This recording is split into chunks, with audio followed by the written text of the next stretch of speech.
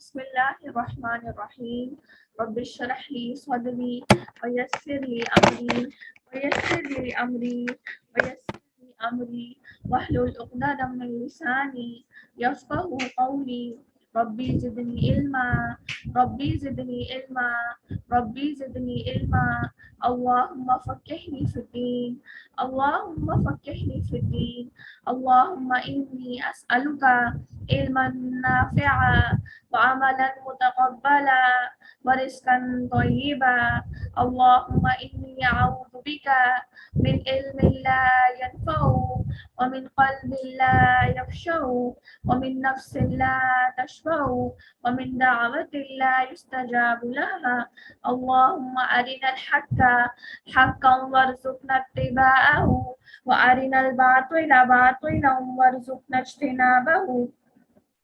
बिस्मिल्लाहिर्रहमानिर्रहीम अस्सलाम वालेकुम वरहमतुल्लाहि वबरकात।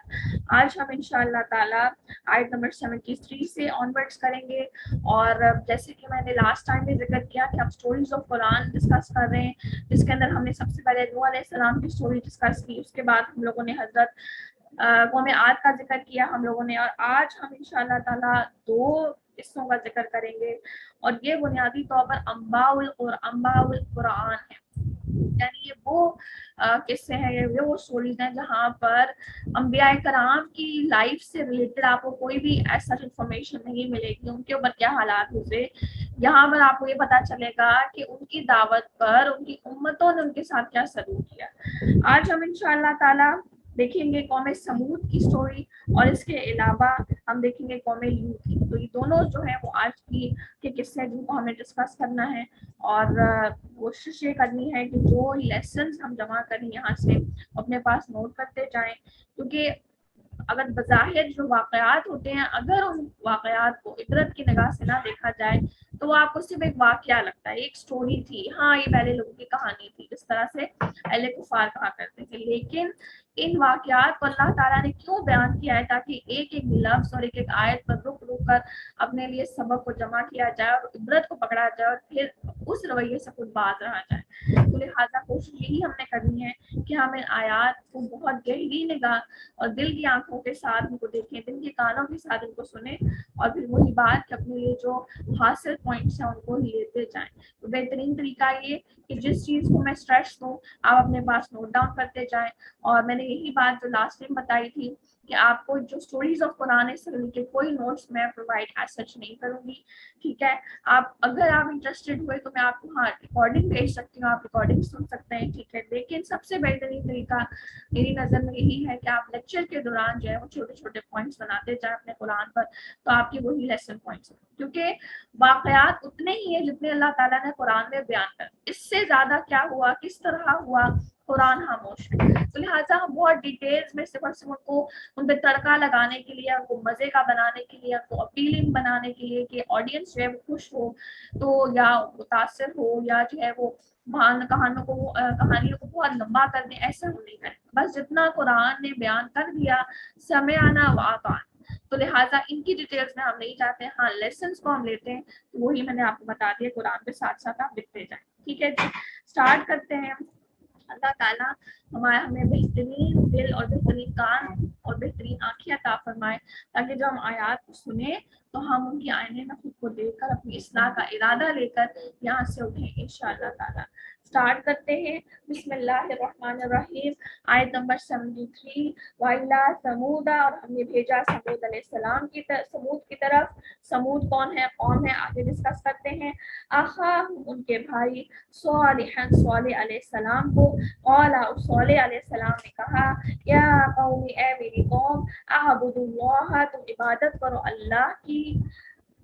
मालकुम, नहीं है तुम्हारे लिए, मिन इलाहिन, कोई इलाह, गैरुहु, उसके सिवा, कद तहकीक, जाअतकुम, आ गई तुम्हारे पास, बैयिनतुन, वाज़ेह दलील, मिन रब्बिकुम, तुम्हारे रब की तरफ से, हादिही, ये नाक़तुल्लाहि, अल्लाह की ऊँटनी है, लकुम आयतन, तुम्हारे लिए खास निशानी है, फज़रूहा, लिहाजा तुम छोड़ दो इसे, तअकुल फी अर्दिल्लाह, چلتی پھرے اللہ کی زمین میں، ولا تمسوہا اور مت ہاتھ لگانا اسے، بسوء برائی کے ساتھ، فیأخذکم تو ورنہ آ پکڑے گا اللہ، عذاب علیم دردناک عذاب کے ساتھ۔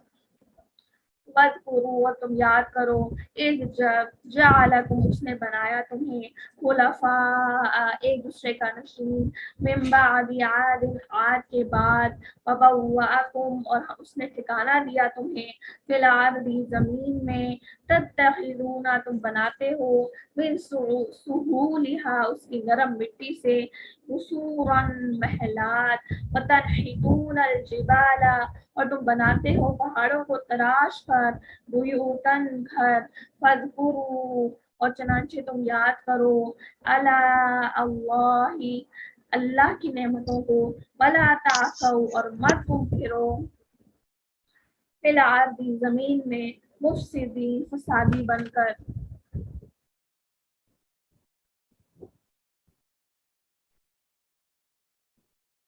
قال الملأ کہا ان وڈیروں نے، الذین جنہوں نے، استکبروا تکبر کیا، من قومہ اس کی قوم میں سے، للذین ان لوگوں کو جو استضعفوا کمزور سمجھے جاتے تھے، لمن آمن جو ایمان لے آئے تھے، منہم ان میں سے، اتعلمون کیا تم جانتے ہو، ان صالحا کہ بے شک صالح علیہ السلام، مرسل بھیجے ہوئے ہیں، میں رب بھی اپنے رب کی طرف سے، اور انہوں نے کہا، ان یقیناً ہم بما اس چیز پر کے ارسلا وہ بھیجا گیا، بھی اس کے ساتھ، مومنون ایمان لاتے ہیں، قال الذین استکبروا کہا ان لوگوں نے جنہوں نے تکبر کیا، ان بے شک ہم بالذی اس چیز کے ساتھ کے آمنتم ہم ایمان لائے ہو تم ایمان لائے ہو، بھی کافرون ہم تو کفر کرتے ہیں، فعقروا تو انہوں نے کونچے کاٹ ڈالی، الناقۃ اونٹنی کی، وعتوا اور انہوں نے سرکشی کی، ان امر ربی اپنے رب کے حکم سے، وقالوا اور انہوں نے کہا، یا صالح اے صالح، ائتنا تو لے آ ہم پر، بما وہ عذاب کے، تعیدنا تو ڈراتا ہے ہمیں جس سے، کوتا اگر ہے تو من المرسلین رسولوں میں سے، فأخذتهم تو پکڑ لیا ان کو، الرجفۃ زلزلے نے، فأصبحوا تو وہ ہو گئے، فی دارہم اپنے گھروں میں، جاثمین گھٹنوں کے بل گرے ہوئے، فتولا بالآخر وہ پھرا، کون پھرا، صالح علیہ السلام، انہم ان کی طرف، وقال اور کہا، یا قومی اے میری قوم، لقد البتہ تحقیق، ابلغتکم میں نے پہنچا دیا تھا تمہیں، رسالت پیغام، ربی اپنے رب کا، ونصحت اور میں نے خواہی کی تھی، لکم تمہاری، ولیکن اور لیکن، لا تحبون الناصحین نہیں تم پسند کرتے خیر خواہوں کو۔ تو یہ پورا واقعہ ہے جس کو میں نے کوشش کی ہے کہ ترجمہ آپ کے سامنے پڑھ دوں تاکہ ایک سلائڈ سا جو ایک کچی سی پکچر آپ کے ذہن میں اسٹیبلش ہو جائے کہ بیسیکلی اس قوم کا جرم کیا تھا اور اس قوم نے کس طرح سے نبی کی بغاوت کی اور ان کے لیے کیا نشانی آئی، اس کو کیسے انہوں نے ڈینائی کیا، کس طرح انہوں نے عذر پیش کیا، پھر ان کا انجام کیسے ہوا۔ تو لہٰذا سٹارٹ کرتے ہیں، بسم اللہ الرحمن الرحیم، اور ہم نے سمود کی طرف ان کے بھائی صالح علیہ السلام کو بھیجا اور انہوں نے فرمایا، اے میری قوم تم اللہ کی عبادت کرو جس کے سوا تمہارا کوئی معبود نہیں ہے۔ تو لہٰذا پچھلی آیات میں قوم ہود کا ذکر ہوا، ٹھیک ہے، ان کا ذکر مکمل ہوا، اب قوم سمود کا ذکر ہے، اور قوم سمود کو اللہ تعالیٰ قوم سمود کو جو ہے وہ عاد ثانی بھی کہا جاتا ہے۔ اب یہ پوائنٹس آپ لوگ لکھ لیجیے، تھوڑے اکیڈمک پوائنٹس ہیں۔ قوم سمود کو عاد ثانی بھی کہا جاتا ہے، اور اس قوم کا جو دوسرا نام ہے وہ اصحاب الحجر بھی ہے، ٹھیک ہے، وہ آگے ہم دیکھیں گے کیوں۔ اس کے علاوہ اس قوم کا ذکر قرآن میں 9 صورتوں میں آیا ہے۔ اس کا ذکر قوم سمود کا ذکر قرآن میں 9 صورتوں میں آیا ہے۔ یہ بھی ایک اکیڈمک پوائنٹ ہے، اس کو نوٹ ڈاؤن کر لیں۔ اور یہ قوم عرب کی آپ کہہ لیں کہ قدیم قدیم قوم تھی، سب سے پرانی، بہت پرانی، اور جس کے آثار آپ کو آج بھی ملتے ہیں کہ بہت بڑے بڑے اور دیو قد آدمی تھے، اور پہاڑوں کو تراش تراش کر ہی گھر بنایا کرتے تھے. بہت زیادہ امیری اور لگزوریس لائف سٹائل تھا، بہت زیادہ اللہ تعالیٰ نے ان کو دنیاوی لحاظ سے ترقی دے رکھی تھی. اور آپ اس کو سمجھ لیجئے کہ ارم نامی ایک شخص تھا جس کے 2 بیٹے تھے، ٹھیک ہے، جس میں سے ایک کی اولاد عاد کہلائی اور ایک کی اولاد سمود کہلائی، ٹھیک ہے. تو لہٰذا آپ کہہ لیں کہ عاد کے بعد جو لوگ بچے ان کو کیا کہیں گے؟ ہم سمود کہیں گے. اسی لیے قوم سمود کو کیا کہا جاتا ہے؟ عاد ثانیہ کہا جاتا ہے. عاد ثانیہ کیوں کہا جاتا ہے؟ کیونکہ جو قوم عاد تھی، یہ قوم سمود قوم عاد کی باقیات میں سے، یعنی قوم عاد پر جب عذاب آیا تو وہاں جو لوگ بچے، ان بچے ہوئے لوگوں میں جو لوگ بنے وہ بنی قوم سمود، ٹھیک ہے. تو لہٰذا وہی بات جو ہم ہر جگہ کرتے ہیں کہ بعض اوقات اب وہ تو نیک یافتہ لوگ تھے جو بچ گئے تھے، ٹھیک ہے، قوم عاد میں سے جو لوگ بچ گئے تھے وہ نیک یافتہ لوگ تھے، لیکن پھر آگے ان کی نسلوں میں بگاڑ شروع ہوا، وہ بنی قوم سمود، اور پھر اس کے اندر کس طرح بگاڑ آیا وہ ہم دیکھیں گے. تو لہٰذا وہی بات کہ بعض اوقات آباء و اجداد نیک ہوتے ہیں مگر آگے نسلیں باغی نکل آتی ہیں، آگے نسلیں جو ہیں وہ دین کے معاملے میں بہت زیادہ پیچھے اور باغی اور نافرمان نکل آتی ہیں. تو لہٰذا بہت ضروری ہے کہ اپنی نسلوں پر کام کیا جائے، ان کی تربیت پر بہت زیادہ کوشاں رہا جائے. اب نبی جس طرح سے ہر نبی نے دعوت دی، یہاں پہ بھی وہی ہے کہ آپ کو نظر آ رہا ہے کہ حضرت صالح علیہ السلام نے توحید کی دعوت دی. تو لہٰذا جس طرح پچھلی امتوں کی طرح حضرت صالح علیہ السلام نے بھی ان کو وہی دعوت دی، لیکن جس طرح پچھلی امتوں نے اپنی قوموں اپنے نبیوں کے ساتھ سلوک کیا، انہوں نے بھی اپنے نبی حضرت صالح علیہ السلام کے ساتھ ویسا ہی سلوک کیا. نہ صرف انہوں نے دعوت کو قبول کرنے سے انکار کیا بلکہ انہوں نے حضرت صالح علیہ السلام پر تہمتیں بھی لگانا شروع کر دی.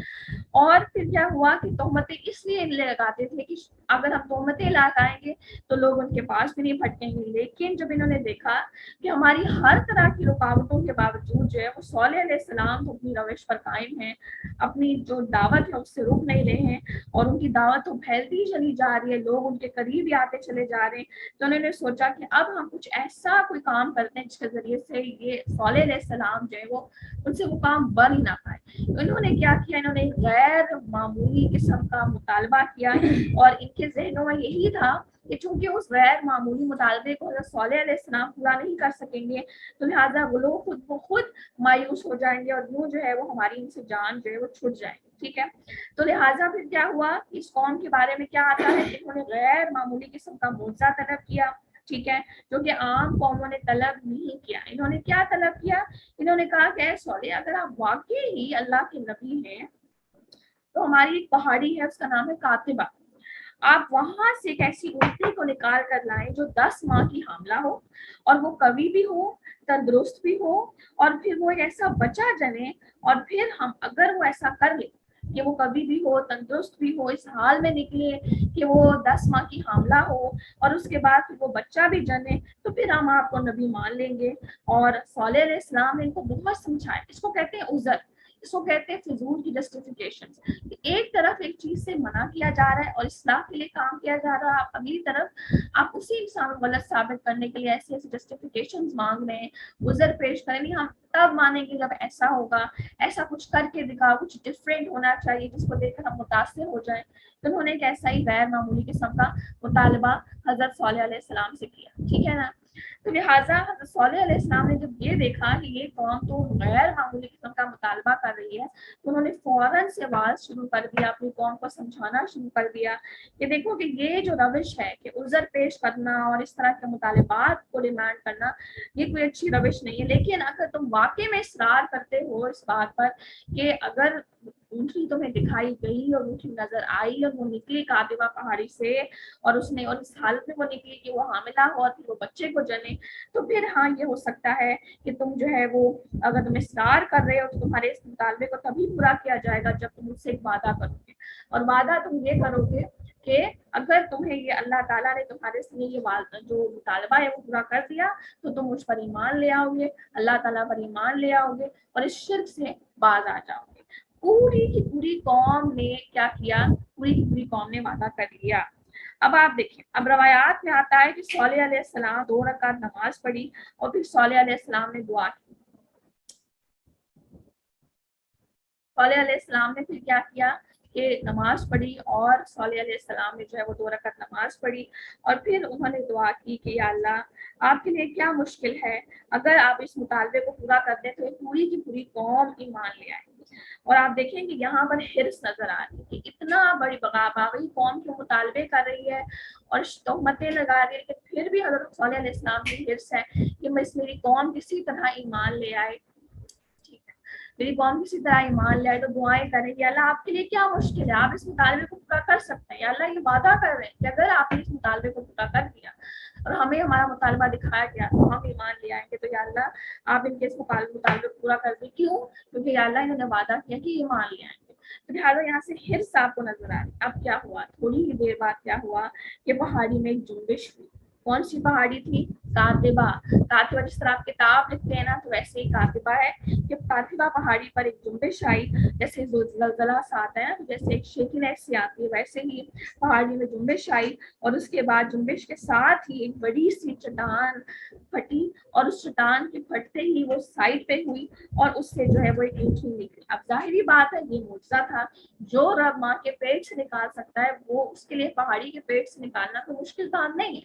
تو لہٰذا اللہ تعالیٰ نے مطالبے کو پورا کیا کہ شاید یہ ایمان لیں اگر یہ وعدہ کر رہے ہیں. لیکن بات یہ یاد رکھیے جو عذر جتنے زیادہ انسان پیش کر رہا ہوتا ہے وہ اس لیے نہیں پیش کر رہا ہوتا، یا جو زیادہ پش نہیں کر رہا ہوتا ہے یا جو زیادہ آپ کو چیلنج کر رہا ہوتا ہے وہ اس لیے نہیں کر رہا ہوتا کہ آپ نے چیلنج کو پورا کر دیا، اس کے عذر کو سیٹسفائی کر دیا، اس کے کوشچن کو سیٹسفائی کر دیا تو عمل کی طرف آئے گا، بلکہ اس کا ایک عذر ختم ہوگا اور نیا عذر شروع ہوگا. یہ جو انسانوں کی ہمیشہ سے روش رہی ہے اور آج کے دور میں بھی آپ کو چیز دکھائی دی جائے گی. تو لہٰذا ایسا ہی ہوا کہ پھر کیا ہوا کہ چٹان پھٹی اور جب اس کو ہٹی تو اس میں سے ایک اونٹنی نکلی، اور وہ اونٹنی کیسے نکلی اس کے بارے میں قرآن خاموش ہے. اب کیا ہوا کہ حضرت صالح علیہ السلام کا یہ کھلا ہوا معجزہ دیکھتے ہی کچھ لوگ تو ایمان لے آئے، مگر بہت سے لوگوں کا یہ حال ہوا کہ وہ قوم کے جو سردار ہیں ان کی باتوں میں آ گئے، قوم کے سرداروں کی باتوں میں آ گئے. اور قوم کے سرداروں نے کیا کیا، انہوں نے شکوک و شبہات ڈالنا شروع کر دیے تاکہ لوگ جو ہیں وہ بہک جائیں. اور اس کا ذکر آپ نے آیت نمبر 75 اور 76 میں دیکھا ہے. اس کو میں آپ کے لیے پڑھ دیتی ہوں تاکہ ہم جب بعد میں پڑھیں تو وہ ہمارے لیے آسانی ہو. کہ اس کی قوم کے متکبر سرداروں نے کہا، انہوں نے کہا کہ غریب لوگوں سے کہا کہ جو ایمان لے آئے تھے ان سے پوچھا کہ کیا تم اس بات کا یقین ہے، تمہیں اس بات کا یقین ہے کہ صالح علیہ السلام اپنے رب کی طرف سے بھیجے ہوئے ہیں؟ تو انہوں نے کہا کہ بے شک ہم تو اس پر پورا یقین رکھتے ہیں. اور جو ان کو دے کر بھیجا گیا ہے وہ متکبر لوگ کہنے لگے تم جس بات پر یقین لائے ہو ہم تو اس کے منکر ہیں. آیت نمبر 75 اور 76 میں یہ بات پتہ چل گئی کہ متکبر اور سرداروں اور ایلیٹ کلاس کی باتوں میں آ کر جو کمزور ایمان والے لوگ تھے ان کی باتوں میں آ گئے. انہوں نے جو ڈاؤٹس کریٹ کیے تھے اور کیا ہوا کہ بہت سی قوم نے جو ہے وہ انکار کر دیا. اب کیا ہوا کہ اس کے بعد آپ دیکھیں کہ کیونکہ انہوں نے اپنے لیے خود اس معجزے کو طلب کیا تھا. اس اونٹنی کے بارے میں آتا ہے کہ اونٹنی اتنی موٹی تازی تھی کہ یہ جدھر چلتی تھی جدھر سے گزرتی تھی وہاں سے جو جانور تھے وہ ڈر کر بھاگ جاتے تھے. کنویں سے پانی پیتی تھی تو سارا کا سارا پانی پی جاتی تھی. تو لہٰذا اب کیا ہوا کہ اس میں ہمارے لیے ایک بہت بڑا لیسن ہے کہ ہم بھی کبھی کبھار اپنے لیے ایک ناکام مانگ لیتے ہیں، جس پر مانگنے کے بعد ہمارے اوپر ذمہ داریاں اور آزمائشیں اور مشکلات کا ایک نیا دروازہ کھل جاتا ہے. انہوں نے اپنے لیے ناکام مانگی، ہم بھی اپنے لیے ناکام مانگ لیتے ہیں، ایسی اونٹنی مانگ لیتے ہیں. میں بہت زیادہ اس کی ڈیٹیل میں نہیں جاؤں گی، ہر انسان اس بات کو سمجھ سکتا ہے، لیکن آپ کو چھوٹی سی مثال دے سکتی ہوں کہ مثال کے طور پر ایک اسٹوری میں نے پڑھی تھی. اس میں یہی تھا کہ ایک عورت جو ہے وہ اس نے اپنے جو ہے وہ بیٹی کے لیے رشتہ جو ہے وہ تلاش کیا اور فائنلی رشتہ آ گیا. جب رشتہ آیا تو بڑی متاثر تھی کیونکہ وہ خوبصورت بھی بہت تھا، نسب بھی بڑا اعلیٰ تھا، پڑھائی بہت اچھی تھی، بہت خوبصورت، بہت مالدار، بڑا ہی باہر سے پڑھ کے آیا ہوا تھا، بڑا ہی ویل اسٹیبلش بیک گراؤنڈ تھا فیملی کا. تو اس سب سے متاثر ہو کر اس نے اپنی بیٹی کا رشتہ دے دیا. لوگ کہے کہ یار استخارہ تو کر لو، استخارہ کر لو، اس میں خیر ہے تو دو. نہیں میں اس سے راضی ہوں، میں اس سے مطمئن ہوں، بہت پڑھا لکھا ہے، باہر سے پڑھ کے آیا ہے، بہت زیادہ مال و دولت ہے، یہ سب کچھ. تو لہٰذا بعد میں کیا ہوا کہ جب رشتہ ہو گیا، شادی ہو گئی، تو پتہ چلا کہ وہ تو قادیانی فیملی تھی اور جس کی وجہ سے بیٹی کا ایمان بھی داؤ میں چلا گیا اور بیٹی بھی کفر کے دائرے میں داخل ہو گئی. تو لہٰذا بعض اوقات ہم اپنے لیے ایسی چیزیں مانگ لیتے ہیں کہ اللہ مجھے تو یہ ہر حال میں چاہیے, مجھے یہ شخص چاہیے, مجھے یہ جاب چاہیے, مجھے یہ گھر چاہیے, مجھے یہ پراپرٹی چاہیے, مجھے یہ چاہیے, ہر حال میں چاہیے, یا اللہ تو مجھے عطا کر, یا اللہ تو مجھے عطا کر. اور ہم یہ نہیں دعا کر رہے ہوتے یا اللہ اگر اس میں خیر ہے, یا اللہ اگر اس چیز میں میرے لیے دنیاوی لحاظ سے, دینوی لحاظ سے, اخروی لحاظ سے بہتری ہے تو یا اللہ مجھے اس کے قریب کر دے اور اس کو میرے قریب کر دے. نو میٹر وہ کوئی بھی چیز ہے جو آپ مانگ رہے ہیں, کوئی بھی چیز ہے جو آپ اللہ تعالیٰ سے ڈیمانڈ کر رہے ہیں, اور یا اللہ اگر یہ چیز میری دنیاوی لحاظ سے, میرے دینی لحاظ سے, میرے اخروی لحاظ سے بہتر نہیں ہے اور میرے لیے شر کا سبب ہے تو یا اللہ اس کو مجھ سے دور کر دے, مجھے اس سے دور کر دے, اور پھر میرے لیے کوئی بہتر رہنمائی کر دے کہ وہ جہاں کہیں بھی ہو اس کو میرے قریب لے اور پھر مجھے اس پہ راضی کر دے. ہم یہ دعا نہیں مانگتے بلکہ ہم اللہ تعالیٰ سے اصرار کرتے ہیں. تو بعض اوقات چیزوں پر اصرار کرنے سے اللہ تعالیٰ دے دیتا ہے مگر پھر ہم آزمائش میں ڈل جاتے ہیں. تو ہمیشہ جب کوئی چیز اللہ تعالیٰ سے ڈیمانڈ کی جائے, کوئی بھی دعا کی جائے تو لازمی ہے کہ اللہ تعالیٰ سے مشورہ کیا جائے, جو کہ ہے استخارہ. اور نبی صلی اللہ علیہ وسلم صحابہ کرام اس طرح تلقین کیا کرتے تھے جس طرح آیات کی تلقین ہوتی ہے. اور لہٰذا بہت ضروری ہے کہ جب ہم اپنے فیصلے کر رہے ہیں اور اللہ تعالیٰ سے دعائیں مانگ رہے ہیں, کیونکہ ہمارا علم کامل نہیں ہے, ہمیں غیب کا علم نہیں ہے, ہمیں نہیں پتا کون ہمارے لیے فیوچر میں بہتر ہے یا نہیں ہے, کیا چیز ہمارے لیے بہتر ہے یا نہیں. تو اللہ تعالیٰ سے دعائیں مانگنی چاہیے کہ اللہ اگر اس میں خیر ہے. انہوں نے بس کہہ لیا نہیں ناکا آنی چاہیے, لیکن جب وہ آئی تو ان سے ہینڈل نہیں ہو رہا تھا. وہ تو بہت زیادہ ایک معجزہ تھا, بہت ایک جائنٹ باڈی کی تھی, جانور ڈر رہے تھے, کنویں ویران ہو رہے تھے, سبزے ویران ہو رہے تھے کیونکہ وہ بہت زیادہ کھانا پینا سا تھا. تو لہٰذا وہ ایک نئی آزمائش میں ڈال گئے, ذمہ داریاں ان کے اوپر بڑھ گئیں اور یہ سب کچھ عرصہ تو انہوں نے برداشت کیا, لیکن اس کے بعد انہوں نے اس کو نقصان پہنچایا اور فائنلی اس کو قتل کر دیا, جبکہ حضرت صالح علیہ السلام نے ان کو کلیئرلی وارن کیا تھا کہ اس اونٹنی کو, کیونکہ یہ اللہ تعالیٰ کی نشانی ہے, تو اس کو نقصان مت پہنچانا ورنہ تم پر عذاب آ جائے گا. اس کو ہم آگے دیکھتے ہیں. تو پھر کیا ہوا, جب انہوں نے قتل کر دیا تو راتوں رات کیا ہوا کہ پوری کی پوری قوم کو تباہ کر دیا گیا. پہلے بجلی کی کڑک اور چمک کا ان کے بعد عذاب آیا, پھر ساتھ ہی چیخ کا بھی عذاب آیا جس کا قوم ذکر جو ہے وہ سورہ ہود میں آتا ہے.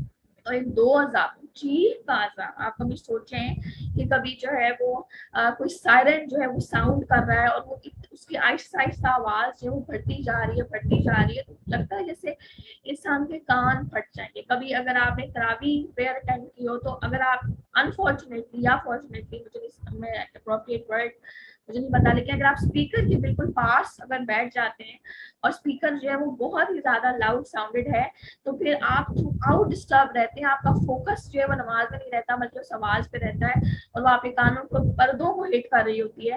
اور اگر وہ اسپیکر خدا نخواستہ اتنا زیادہ اونچا ہو جائے کہ وہ پھٹ جائے تو اس کے پاس جو آدمی بیٹھا ہے اس کا کان بھی پھٹ سکتا ہے. تو لہٰذا چیخ کا عذاب ان کے اوپر آیا, اور یہ چیز کوئی نارمل نہیں ہے, یہ بہت بڑا عذاب ہے. اور پھر چیخ کے عذاب کے بعد کیا ہوا کہ بجلی کی کڑک اور چمک کے ساتھ اس پوری کی پوری قوم کو تہس نہس کر دیا گیا. تو آپ دیکھ رہے ہیں کہ ہر عذاب جو ہے وہ چاہے زمین سے آ رہا ہے یا وہ آسمان سے آ رہا ہے, کچھ پہ ہواؤں کا آ رہا ہے, کچھ پہ بارشوں کا آ رہا ہے, کچھ پہ کڑک کا آ رہا ہے, کچھ پہ بجلی کا آ رہا ہے. تو جب یہ چیزیں ہم ایکسپیرینس کر رہے ہوتے ہیں تو ہمیں اس طرح سے خوف شاید نہیں آ رہا ہوتا, لیکن نبی صلی اللہ علیہ وسلم کی حالت ہے کیونکہ وہ ان کو اللہ تعالیٰ وحی کے ذریعے بتا چکا تھا کہ وہ چیزیں جن سے قوموں کو ہلاک بھی کیا گیا ہے. اگر یہ باعث رحمت ہے بارش, یہ ہوائیں, تو ان کے ذریعے قوموں کو ہلاک بھی کیا گیا ہے. تو نبی صلی اللہ علیہ وسلم چین سے نہیں بیٹھتے تھے, آگے پیچھے رہتے تھے. لہٰذا بہت ضروری ہے وہی لیسن ریپیٹ کرنا کہ ان سرکمسٹانسز میں کثرت کے ساتھ توبہ کی جائے, عبرت کی نگاہ سے ان کو دیکھا جائے. ایسی ویڈیو میں نے آپ کو لاسٹ ٹائم کل شاید شیئر کی تھی ویڈیو, اس کو بھی آپ دیکھیں گے تو آپ کو پتہ چلے گا کہ وہ ہوا کا عذاب ہے, ٹورنیڈو کی فارم میں ہے, ایک سائیکلون ٹائپ ہے, اور وہ اتنا اس کی سپیڈ ہے کہ وہ اس کے جدھر وہ آپ کہہ رہے ہیں وہ سائیکلون یا وہ طوفانی ریلا ٹریول کر رہا ہے, وہاں کے گھر تباہ ہو رہے ہیں, وہاں کی سواریاں تباہ ہو رہی ہیں. اور یہاں پر تو کڑک کا عذاب ہے, اور کڑک کا عذاب جو ہے وہ گویا ایک بندے کو اگر سپارک لگ جائے تو وہ اکڑ کے ادھر ہی پڑا رہ جاتا ہے, اس کی باڈی جو ہے وہ ہل نہیں سکتی, وہ اپنے لیے اپنے آپ بچانے کے لیے اپنا ہاتھ پیچھے نہیں کر سکتا کیونکہ آپ کی باڈی میں پورا سپارک پھیل چکا ہے. تو بالکل یہاں پر ان کو سپارک کے ذریعے تباہ کیا گیا. لہٰذا یہ عذاب راتوں رات آیا. اب اس کے بارے میں بخاری کی روایت میں آتا ہے کہ نبی صلی اللہ علیہ وسلم غزوہ تبوک کے موقع پر ہجر کی وادی سے گزر رہے تھے. ہجر کی وادی کون سی وادی؟ یہ وادی ہے، اس وادی سے وادی سمود، کیونکہ ہجر کہتے ہیں پتھروں کو کاٹ کاٹ کر، پہاڑیوں کو کاٹ کاٹ کر یہ بڑے بڑے محلات تیار کرتے تھے، تو ان کو قوم ہجر بھی کہا جاتا ہے، جس کا میں نے اوپر آپ کے سامنے ذکر کیا تھا. تو کیا ہوا کہ ایک دفعہ نبی صلی اللہ علیہ وسلم غزوہ تبوک کے موقع پر ہجر کی وادی سے گزر رہے تھے، تو صحابہ نے کیا کیا کہ جو سمود کا کنواں ہے وہاں سے پانی بھرا اور وہاں سے جو ہے وہ آٹا گوندنے کی تیاری کرنا شروع کر دی. تو جب آپ صلی اللہ علیہ وسلم کو یہ بات پتہ چلی تو آپ صلی اللہ علیہ وسلم نے فرمایا کہ آٹا گرا دو اور ہانڈیاں الٹ دو اور اپنے جانوروں کو کھلا دو. حالانکہ یہ بات ہمارے سامنے بالکل کرسٹل کلیئر ہے کہ جو واقعہ تبوک ہے، جنگ تبوک ہے، یہ بڑی ہینڈ ٹو ماؤتھ جنگ تھی. مسلمان بہت زیادہ کمزور تھے، بہت زیادہ گرمی اور بہت زیادہ بھوک اور پیاس. اس کے باوجود نبی صلی اللہ علیہ وسلم نے کیا حکم کیا کہ آٹے کو گرا دو، ہانڈیوں کو الٹ دو اور جانوروں کو کھلا دو، کیونکہ یہ بستی ہے جس پر اللہ تعالیٰ کا عذاب آیا تھا. نہ یہاں کھڑے ہونا، نہ یہاں کی کسی چیز سے فائدہ اٹھانا، آگے جا کر کہیں اور پڑاؤ ڈالو. جس قوم کے اوپر بدبختی اتری، جس قوم کے اوپر اللہ تعالیٰ کی لعنت اتری، اس جگہ پر نہ ٹھہرنا ہے، نہ وہاں کو انجوائے کرنا ہے. آج ہم بہت سی جگہوں پہ جاتے ہیں جہاں پہ ہم دیکھتے ہیں کہ پچھلی قوموں کی جو ہے وہ آپ کیا کہتے ہیں باقیات ملتے ہیں اور ہم وہاں پہ بڑا خوش ہو رہے ہوتے ہیں. جو داڑو ایک مثال ہے، پکچرز کھینچ رہے ہیں، بڑا خوش ہو رہے ہیں، کلک کر رہے ہیں، جی میموریز بن رہی ہیں، جی ہم یہاں گئے تھے. لیکن قرآن یہ اصول سکھا رہا ہے کہ جب ایسی جگہوں کو وزٹ کیا جائے تو عبرت کی نگاہ سے وزٹ کیا جائے. اس کا رسول ہمیں ایک اور حدیث میں پتہ چلتا ہے کہ 9 ہجری میں تبوک جاتے ہوئے رسول اللہ صلی اللہ علیہ وسلم اور آپ صلی اللہ علیہ وسلم کے صحابہ کا ان کے مساکین اور وادیوں سے گزران ہوا، تو جس پر آپ صلی اللہ علیہ وسلم نے فرمایا کہ معذب قوموں یعنی جن پر عذاب ہوا ان قوموں کے علاقوں سے گزرو تو روتے ہوئے، یعنی عذاب الہی سے پناہ مانگتے ہوئے گزرو. تو یہ بخاری کی روایت میں ہمیں پتہ چلتا ہے. تو بہت ضروری ہے کہ جو ہم ایسی جگہوں کو وزٹ کریں تو عبرت کی نگاہ سے وزٹ کریں، توبہ اور استغفار ہماری زبانوں پر جاری ہو. اور یہ جو ہم لوگ فضولیات قسم کی چونچلے کرتے ہیں، پکچرز کھینچ رہے ہیں، یہ کر رہے ہیں، خوش ہو رہے ہیں، پارٹیز کر رہے ہیں، بیٹھ کے کھانا پینا کر رہے ہیں، ایسی جگہوں پر ٹھہرنا بھی نہیں ہے. نبی صلی اللہ علیہ وسلم نے کیا کہا کہ نہ یہاں پر ٹھہرنا، نہ یہاں پر کھڑے ہونا، نہ یہاں ہی کسی چیز سے فائدہ اٹھانا. تو یہ بڑا ایک اہم نکتہ ہے جس پر غور و فکر کرنے کی ضرورت ہے. اب آپ یہاں پر ایک اور بڑی امپورٹنٹ چیز دیکھیں گے، قوم سمود کے لیے جو نشانی اتری، جو معجزہ اترا، وہ کیا تھا؟ وہ اونٹنی تھی. تو لہٰذا کیا ہوا، اونٹنی انہوں نے طلب تو کر لی، مانگ تو لی، مگر وہ اس کے مطالبوں کو پورا نہ کر سکی اور جس کی وجہ سے وہ قوم تباہ ہو گئی. بالکل اسی طرح نبی صلی اللہ علیہ وسلم کا بھی معجزہ ہے یہ قرآن. یہ قرآن نبی صلی اللہ علیہ وسلم کا معجزہ ہے اور یہ قیامت تک رہے گا اور یہ زندہ کتاب ہے. اور اس کے بارے میں، اور یہ زندہ کتاب کیسے ہے، آپ جتنا زیادہ اس کو کھلے دل کے ساتھ اس قرآن کو پڑھتے چلے جائیں گے آپ کو پتہ چلے گا، آپ کو محسوس ہی نہیں ہوگا کہ یہ 1400 سال پہلے یہ کتاب اتری ہے. آپ کو لگے کہ جیسے یہ کتاب آپ سے بات کر رہی ہے، آپ کو اپنے مسائل کا حل ملے گا. اور ہر بار جب آپ جو ہے کہ آپ کے ذہن میں کوئی بات چل رہی ہوگی آپ کو اپنا جواب آیات میں ملے گا. اور یہ اللہ تعالیٰ کا قانون اور وعدہ ہے، کیونکہ اللہ تعالیٰ اس میں گویا اپنے بندے سے بات کر رہا ہوتا ہے. اور کتنے ہی لوگ ہیں جو نیا قرآن کو سٹارٹ کرتے ہیں، جوائن کرتے ہیں، تو پھر جب آپ ان سے جو ہے وہ آپ کہہ لیں کہ فیڈ بیک لیتے ہیں کہ یار آپ کا قرآن کے ساتھ کیسا ایکسپیرینس جا رہا ہے، تو یہی ایکسپیرینس شیئر کرتے ہیں. وہ کہتے ہیں ہمارا دل ہی نہیں کرتا قرآن کو چھوڑنے کا، ہمیں لگتا ہے اسے قرآن مجھ سے باتیں کرنا ہے. اور میں ہر بار جو مسائل میرے ذہن میں ہوتے ہیں ان کا جواب مجھے آیات میں مل جاتا ہے جب میں ان کی تلاوت کرتی ہوں. فرق کہاں ہے، کیا ہم ان کی تقاضا پورا کر رہی ہوں. تو لہٰذا قرآن بھی ہمارے پاس اللہ تعالیٰ کا معجزہ ہے، لیکن اگر ہم بھی اس کے تقاضے کو پورا نہ کر سکیں تو ہمارے لیے بھی تباہی. اور میں نے اس کے اوپر بہت بات کی تھی لاسٹ ٹائم بھی، اس کے بارے میں لاپرواہی کا رویہ برتنا، نہ اس پر غور و فکر کرنا، نہ اس کو پڑھنا، نہ اس کو سمجھنا، نہ اس کو اپنی زندگی کی پرائیورٹی بنانا، نہ اس کو آگے پھیلانا، نہ اس کے پیغام کو لوگوں میں عام کرنا، اس چیز سے خود کو بالکل غافل رکھنا اور دنیا ہی کے معاملات کو اپنی پرائیورٹی پہ رکھنا، یہ ہے قرآن کے تقاضوں کو پورا نہ کرنا. تو ایسی قوموں پر تباہی آتی ہے. اور آج دیکھ لیں کہ 3 سال لگبھگ ہونے لگے ہیں اور ہم ادھر ہی پھنسے ہوئے ہیں وبا میں، اور نہ جانے اب کتنا عرصہ لگے گا اس سے نکلنے میں. اور سب ہمارے جو آپ کہہ لیں کہ معاملات ہیں وہ کلوز ہوئے ہیں. لیکن اس کے باوجود ہمارے دل اتنے بحث ہو چکے ہیں اور اتنے کٹر ہو چکے ہیں اور اتنے سخت ہو چکے ہیں کہ ہمیں معلوم ہی نہیں ہو رہا کہ ہمارے اوپر ایک عذاب منڈلا رہا ہے. हमें इस चीज में कोई कराहत महसूस नहीं हो रही, कोई तौबा नहीं कर रहे, कोई इबरत की निगाह नहीं है, बल्कि खुश है कि हाँ भाई हम घरों में बैठे हुए हैं। लेकिन ये अल्लाह ताला का अजाब है। पहली कौमों को अल्लाह ताला ने एक साथ सख्त तरीन अजाबों में शिकार किया। आज अगर हमें मोहलत मिली हुई है तो उसकी कुछ वजूहात हैं, आगे देखेंगे इंशाल्लाह। ताकि ये है कि सारे पॉइंट्स में इधर या कवर कर दूं, आगे भी हम आयात के साथ डिस्कस करें कि क्यों अल्लाह ताला ने आज हमें बचा रखा है, जबकि वो सारी की सारी बुराइयां हमारे अंदर मौजूद हैं जो पिछली कौमों में मौजूद थी। इस्मानिर्रहीम। लिहाजा अब मैं आपके सामने आयात पढ़ रही हूँ, अब आप देखते जाइएगा तो इंशाल्लाह ताला आपको समझ में आएगी। मैंने एक कंप्लीट आपको ओवरव्यू दे दिया कौम समूद का। अब हम आयात को पढ़ते हैं। बिस्मिल्लाह। आयत नंबर 73। और हमने समूद की तरफ उनके भाई सालेह अलैहिस्सलाम को भेजा। उन्होंने फरमाया, ए मेरी कौम, तुम अल्लाह ताला की इबादत करो और उसके सिवा कोई तुम्हारा माबूद नहीं। तुम्हारे पास तुम्हारे परवरदिगार की तरफ से एक वाज़ेह दलील आ चुकी है। ये ऊँटनी है अल्लाह ताला की जो तुम्हारे लिए दलील है, सो इसको छोड़ दो कि अल्लाह ताला की जमीन में खाती फिरे, और इसको बुराई के साथ हाथ मत लगाना कि कहीं तुमको दर्दनाक अजाब आ पकड़े। तो वही बात जो हमने समझी कि किस तरह हजरत सौलेह अलैहिस्सलाम ने किस तरह हमदर्दी के अंदाज में मोहब्बत के साथ कौन को पुकारा, प्यार प्यार के साथ पुकारा। तो यहाँ पर आपको सौलेह अलैहिस्सलाम की कुछ सिफात पता चल रही है, अपने पास नोट डाउन कर लेते हैं। अल्लाह ताला हमें दाई दीन में शामिल करे, हिज़्बुल्लाह में शामिल करे, जो अल्लाह ताला का गिरोह है, वो गिरोह के जो दीन का खिदमत कर रहा है, वो गिरोह जिसने अपनी जिंदगी को वक्फ किया है दीन की खिदमत के लिए। तो ज़रूरी है कि हम वो सिफात भी अपने अंदर अपनाएं जो सिफात अल्लाह ताला ने उन लोगों को दी जिन्होंने अल्लाह ताला के दीन की खिदमत की। तो सौलेह अलैहिस्सलाम की सिफात आपको पता चल रही है। नंबर एक, कौम के हमदर्द थे। बहुत ज़रूरी है, अगर हम चाहते हैं कि हमें अल्लाह ताला चुने, हमारा इंतखाब हो।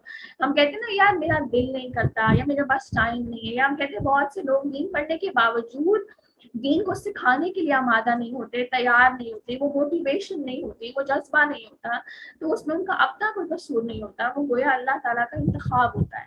तो क्यों इंतखाब होता है? क्योंकि उसके लिए हमदर्दी जरूरी है अपने कौम की। तो लिहाजा सबसे पहली चीज़ है कौम के हमदर्द थे। तो अगर हम भी चाहते हैं कि अल्लाह ताला हमारा इंतखाब करे, तो ज़रूरी है कि अपने इर्द गिर्द के लोगों की हमदर्दी हमारे अंदर हो कि अल्लाह जिस तरह आपने मुझे रास्ता दिखाया, अल्लाह आप इनको भी रास्ता दिखा, और अल्लाह मुझे इनकी हदायत का जरिया बना। तो देखिएगा कि अल्लाह ताला आपको कैसे चुनता है। दूसरी चीज़, मोहब्बत के साथ पुकारने वाले थे। तो बहुत ज़रूरी है कि जब हम और इस्लाम की नीचे से तो अपने पास नोट डाउन कर लें, ये मोहब्बत के साथ पुकारने वाले थे। तो बहुत ज़रूरी है कि जब हम दीन के लिए पुकार रहे हैं, किसी को नेकी का हुक्म दे रहे हैं, बुराई से रोक रहे हैं, तो हमारी जो टोन है, हमारी जो चॉइस ऑफ वर्ड्स है, हमारे जो अल्फाज हैं, उनका जो इंतखाब है, वो बहुत नरम, आजिज़ाना और बड़ा ही स्वीट, बड़ा ही जेंटल होना चाहिए, ताकि अगला बंदा आपकी शख्सियत से मुतासिर हो, आपके अल्फाज से मुतासिर हो, आपसे मोहब्बत करे, आपसे जुड़े। जो लोग आप देख रहे हैं कि आपके करीब आ रहे हैं, आपके दीन में आपके दीन में जो है वो दिलचस्पी ले रहे हैं, कुरान पढ़ना चाहते हैं, वो आपसे सवाल करते हैं, तो उनको तरह तरह के गिफ्ट्स दें, उनको गिफ्ट्स दें ताकि वो आपके करीब मजीद आए, आपसे मोहब्बत करने लगे, आपकी बात को रिगार्ड करें, आपसे पूछें।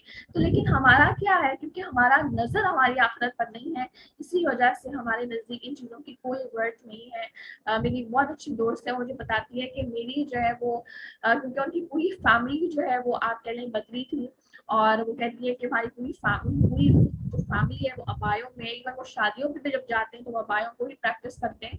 और ये चीज़ सिर्फ एक दो लोगों की नहीं है, वो पूरी फैमिली उनकी प्रैक्टिस करनी है। वो कहती है कि हमारा बच्चा इस चीज़ को देखने का इतना आदी है कि अगर मेरी बहन कोई बिल्ली भी ड्रॉ करती है तो उसके बाद हिजाब बनाती है, क्योंकि पूरी फैमिली को इस चीज़ को प्रैक्टिस किया गया। तो वो कहती है कि जिन्होंने इस चीज़ को आम किया, तो उनकी ये रवश थी कि जब कोई औरत जो है वो दीन की तरफ आती, हिजाब स्टार्ट करती उनकी फैमिली में से, तो पूरा खानदान मिलकर उसके लिए दावत अरेंज करता और उसको उर्दू बोल दिया जाता, ताकि वो फील करे कि यार मैं कोई बहुत अच्छा काम कर रही हूँ, और फिर उस यूज करने से उसके अंदर इस्तिकामत आती थी। और ये चीज़ तो हमें नबी सल्लल्लाहु अलैहि वसल्लम की सुन्नत से भी मिलती। नबी सल्लल्लाहु अलैहि वसल्लम जब लोगों को दीन की तरफ लाना चाहते थे तो पहले उनकी दावत किया करते थे। तो تو ہمیشہ ان چیزوں کو ہمیں جو ہے وہ اپنے اندر رکھنا ہے، اپنی ڈکشنری میں لانا ہے، اپنی لائف میں انسٹال کرنا ہے، تاکہ ہم ان لوگوں میں بنے کہ جو واقعی داعی دین کا حقدار ہے، جن کو واقعی انتخاب اللہ تعالیٰ نے اس لیے کیا کہ یہ قوم کے ہمدرد تھے. جس بندے کو ہر وقت یہ رہے کہ یار اس سے تو تھکاوٹ ہوگی، اس سے جو ہے وہ ہرچی ہوگی، اس سے جو ہے وہ فلاں ہوگا، اتنا میرے پاس ٹائم نہیں ہے، میں اتنا نہیں کر سکتی، تو پھر وہ کہاں سے ہمدرد ہے اور پھر کہاں سے اللہ تعالیٰ نے اس کو چننا ہے؟ تو یہ سوال ہے جس کو ہم نے اپنے اندر رکھنا ہے. تو صالح علیہ السلام کی صفات کیا تھی؟ قوم کے ہمدرد تھے، محبت سے پکارنے والے تھے. نمبر 3 کیا ہے؟ داعی اللہ، اللہ تعالیٰ کی طرف پکارنے والے تھے، اللہ سے جوڑنے والے تھے. اپنی ذات سے نہیں جوڑا، اپنی تعریفیں بیان نہیں کی، اپنی عبادات کا تذکرہ نہیں کیا کہ لوگ مجھ سے جڑ جائیں، میری باتیں کریں. نہیں، داعی اللہ، اللہ کی طرف جوڑنے والے، بے غرض ہو کر دین کی خدمت کرنے والے. اور چوتھی کیا بات؟ قوم کے خیر خواہ تھے، بڑی ہی تڑپ تھی. اور آپ دیکھیں کہاں قوم ان کے اوپر تانے کس رہی ہے، کہاں قوم تہمتیں لگا رہی ہے، چیلنج کر رہی ہے، یہ اونٹنی ذرا لا کے دکھاؤ، اگر اونٹنی آ گئی تو پھر ہم ایمان لائیں گے. لیکن کہاں کہ آل صالح علیہ السلام کی عاجزی کی انتہا، کہ اپنی ذات سے بھر کر فوراً سجدے میں گر گیا کہ یا اللہ انہوں نے کہا ہے کہ ایمان لائیں گے، یا اللہ آپ ان کا مطالبہ پورا کر دیں. ہمارے جیسا ہوتا تو کہتا کہ تم لوگ تو کبھی نہیں مانو گے، تمہیں کی مطالبہ کروں. مطلب اپنے آپ کو ہم رکھ کے تو دیکھیں نا، ہمارے دل تو اتنے کمزور ہیں اور ہم خود کو بڑا سینسیٹیو سمجھتے ہیں، مجھ سے برداشت نہیں ہوتی، میرے سے باتیں سنی نہیں جاتی، میرے اندر اتنا صبر نہیں ہے. تو یہ صبر لانا پڑے گا اگر ہم چاہتے ہیں کہ ہم ایک مجاہد کی موت مریں اور ایک شہادت کی موت مریں. اور اس کے لیے ضروری ہے کہ اتنا جگرا، اتنا اسٹیمنا، اتنی طاقت لائی جائے. تو لہٰذا یہ 4 کوالٹیز سے اللہ تعالیٰ ہمیں ایسا بنا دے کہ جو حزب اللہ میں ہے، اللہ کے گھروں میں. اور یاد یہ بات رکھیں کہ جو لوگ دین کی خدمت کر رہے ہیں وہ اللہ کے گھروں میں سے ہیں، اور یہ گروہ قیامت کے دن سب سے زیادہ پریسٹیجیس ہوگا، سب سے زیادہ ڈسٹنکشنز پر ہوگا، سب سے زیادہ اللہ تعالیٰ کے یہاں قابل قدر ہوگا، مقربین میں ہوں گے، اللہ تعالیٰ ان سے پیار کرے گا. بہت ضروری ہے کہ ہم ایسے گروہ میں شامل ہونے کے لیے ان صفات کو اپنے اندر لائیں. تو لہٰذا بڑے پیار کے ساتھ قوم کو سمجھایا، لیکن پھر کیا ہوا؟ مزید ان کو سمجھایا. آیت نمبر 74 کو دیکھیے، اور تم یہ حالت تو یاد کرو کہ اللہ تعالیٰ نے تم کو آد کے بعد جانشین بنایا. دیکھو آدمیوں کو تو تباہ کر دیا، مگر اس میں سے جو بچے تو ان کی باقیات ہو، ان نیک صالحہ کی باقیات ہو، ان کی نسلوں میں سے ہو. تو یہ تمہارے لیے کتنا بڑا ایک اعزاز ہے. اور تم کو زمین پر رہنے کا ٹھکانہ دیا کہ نرم زمین پر محلات بناتے ہو اور پہاڑوں کو تراش تراش کر ان میں گھر بناتے ہو. سو اللہ تعالیٰ کی نعمتوں کو یاد کرو اور زمین میں فساد مت مچاؤ. تو اس قوم کو اللہ تعالیٰ نے کیا خصوصیات تھی کہ قوم عاد کی جانشین تھی؟ میں نے آپ کو پہلے ہی بتایا، جو لوگ نیک لوگ بچے تھے عذاب سے، ان کی نسلوں میں سے تھے یہ. اور اس کے علاوہ محلات کے مکین تھے، ہمارے جیسے گھر نہیں چھوٹے چھوٹے، ان کے محلات تھے. اور محلات بھی وہ کیسے بناتے تھے؟ پہاڑوں کے اندر ان کو کاٹ کر کے بناتے تھے. اس کے علاوہ بہت زیادہ دولت مند تھے، اور جو پہاڑ کے اندر تراش رہا ہے اس کے اندر گھر بنا رہے، تو آپ سوچیں اس کی فزیکل اسٹرینتھ کتنی زیادہ ہوگی. اس لیے ان کے اندر طاقت اور قوت بہت زیادہ تھی، اور پتھروں کو تراش کر گھر بناتے تھے. اس سے ان کو وادی ہجر بھی کہا جاتا ہے. تو لہٰذا آپ دیکھیں کہ یہاں سے یہ بات پتہ چلتی ہے، جو بڑا ہی اہم پوائنٹ ہے لکھنے کے لیے، کہ امیری جو ہے وہ اللہ تعالیٰ کے یہاں ناپسندیدہ نہیں ہے. لگزوریس لائف اسٹائل ہے اگر آپ کا، تو وہ اللہ تعالیٰ کے یہاں ناپسندیدہ نہیں ہے.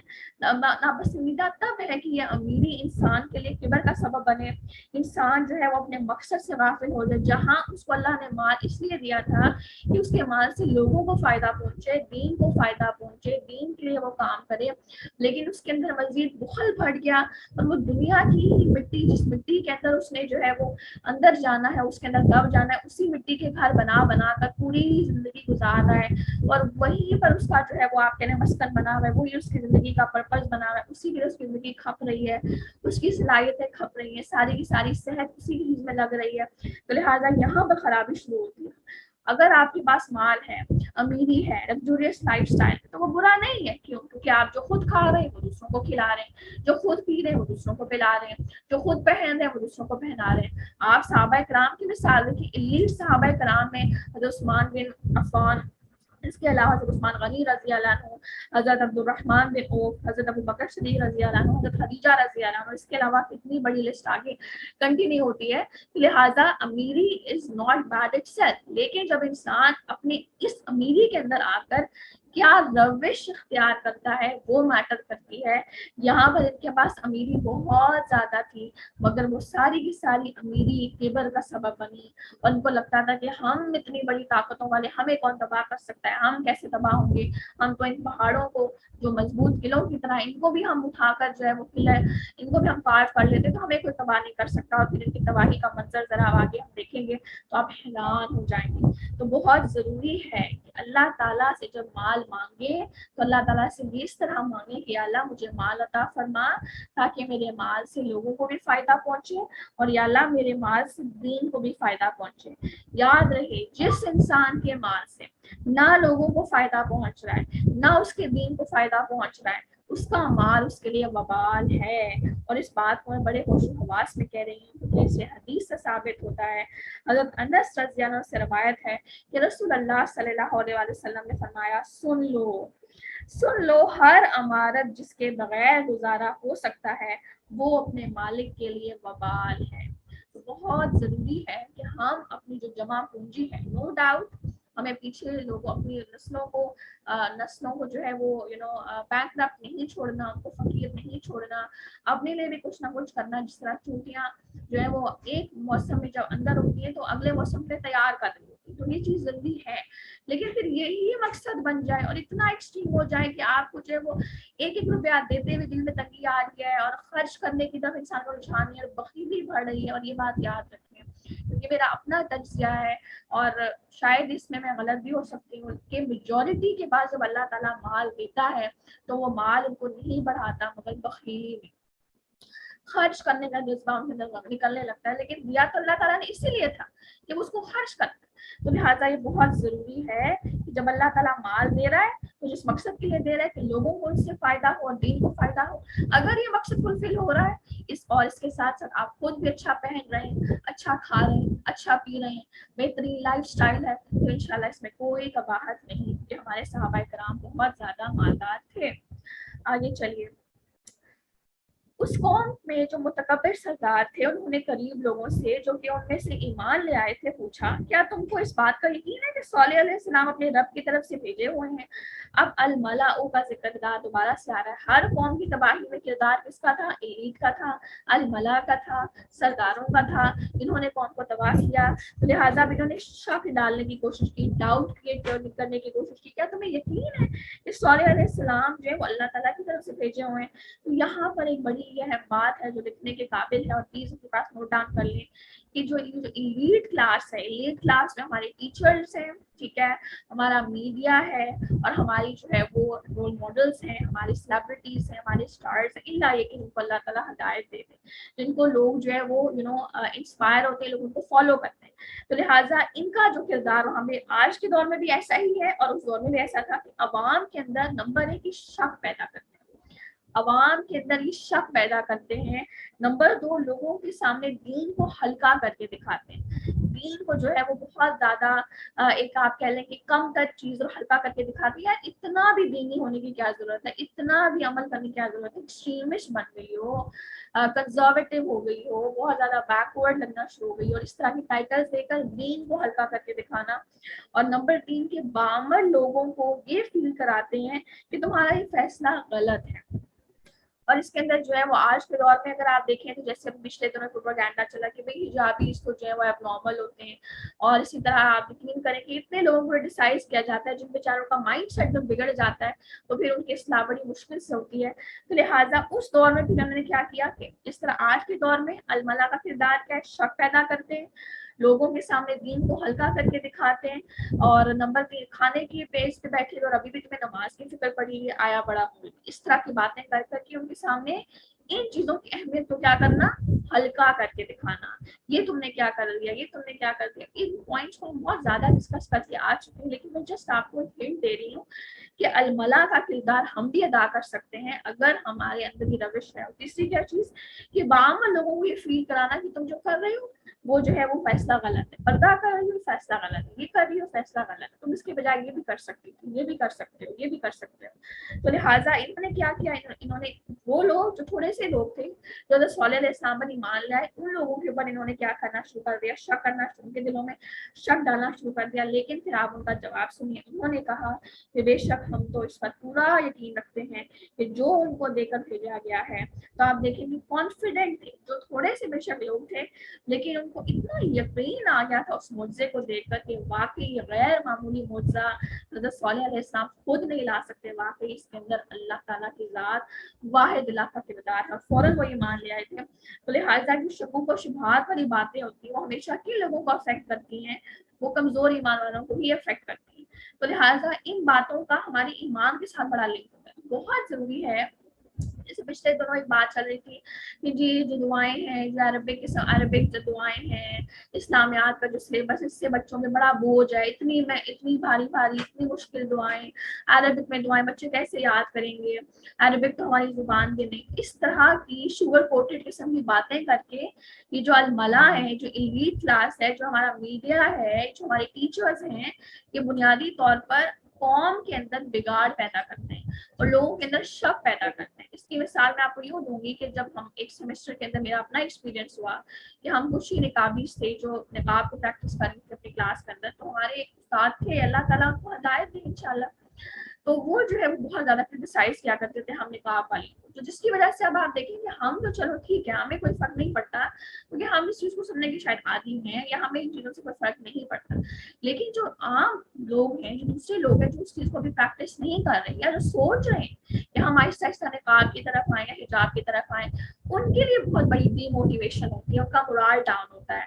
تو لہٰذا ایسے لوگوں کا پھر یہ اثر ہوتا ہے، لیکن جو کمزور ایمان والے ہیں ان کے اوپر ان باتوں کا ہمیشہ اثر ہوتا ہے، لیکن جو مضبوط ایمان والے ہیں ان کے اوپر ان باتوں کا کوئی اثر نہیں ہوتا۔ اور یہاں پر ہمیں یہی مثال مل رہی ہے کہ ہمیشہ کانفیڈنٹ رہیں، جو آپ کر رہے ہیں اس پر کانفیڈنٹ رہیں کہ میں جو کر رہی ہوں بالکل ٹھیک کر رہی ہوں، میں نے جو راستہ اڈاپٹ کیا بہترین راستہ اڈاپٹ کیا، جو میں کر رہی ہوں اس میں کانفیڈنٹ ہوں، میں جمی رہوں گی جب تک میں زندہ ہوں، کیونکہ مجھے پتا ہے کہ میں ٹھیک کر رہی ہوں۔ جب آپ اپنے آپ کو اس طرح کی باتیں کر کے اپنے آپ کو ٹرین کرتے ہیں، اپنا مائنڈ سیٹ اسٹیبلش کرتے ہیں، پھر آپ کو کوئی چیز جو کسی انسان کی بات یا اس کا سرکاسٹک قسم کا کامنٹ آپ کو ڈیموٹیویٹ یا ڈیمورلائز نہیں کر سکتا۔ پھر کیا ہوا، وہ متکبر لوگ کہنے لگے تم جس بات پر یقین لائے ہو ہم تو اس کے منکر ہیں، مکمل طور پر انکار کر دیا۔ اس کے بعد انہوں نے کیا کیا، فَعَقَرُوا النَّاقَةَ، پس انہوں نے اس اونٹنی کو مار ڈالا اور اپنے پروردگار کے حکم سے سرکشی کی۔ اب آپ دیکھیے اپنے قرآن کے اوپر فَعَقَرُوا جو ہے یہ لفظ عقر سے نکلا ہے، اور اس سے جو ایک لفظ نکلتا ہے وہ عقر نکلتا ہے، اور اس کا مطلب ہوتا ہے پاؤں کے پٹھوں کے لیے استعمال ہوتا ہے۔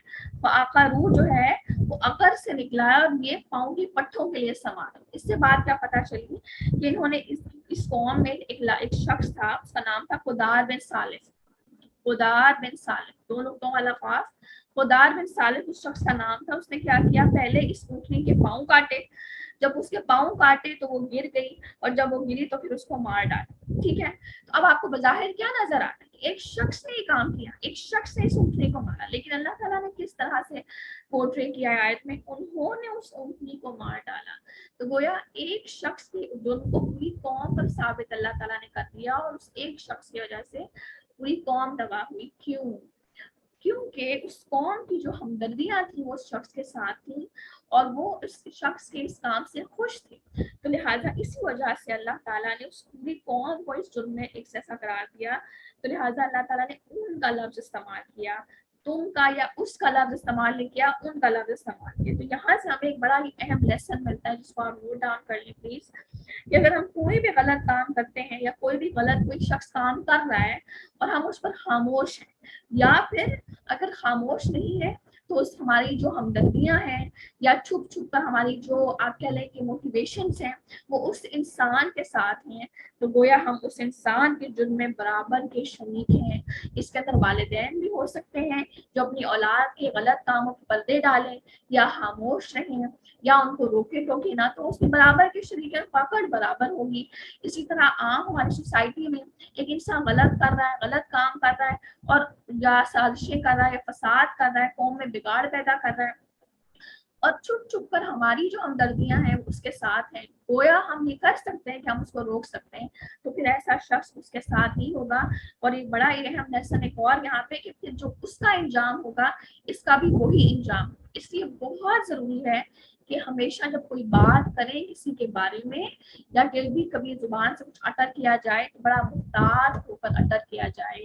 یہ بڑا ہی اہم لیسن ہے کہ انہوں نے کیا کیا, اللہ تعالیٰ نے ان کا لفظ استعمال کیا اور پوری قوم اس میں برابر کی شریک تھی, خوش تھی اس کے فیصلے سے, ہمدردیاں اس شخص کے ساتھ تھیں, اور لہٰذا بس انہوں نے اس کتے کو مار ڈالا اور اپنے پروردگار کے حکم سے سرکشی کی اور کہنے لگے اے صالح جس کی آپ ہم کو دھمکی دیتے ہیں ان کو منگوائیے اگر آپ پیغمبر ہیں.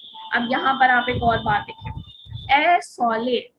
اب آپ دیکھیں اللہ تعالیٰ نے قرآن میں جہاں پر بھی کہا ہے احترام کے ساتھ پیغمبروں کا ذکر کیا ہے, لیکن یہ قوم اتنی باغی تھی کہ کیا کہہ رہے اے صالح.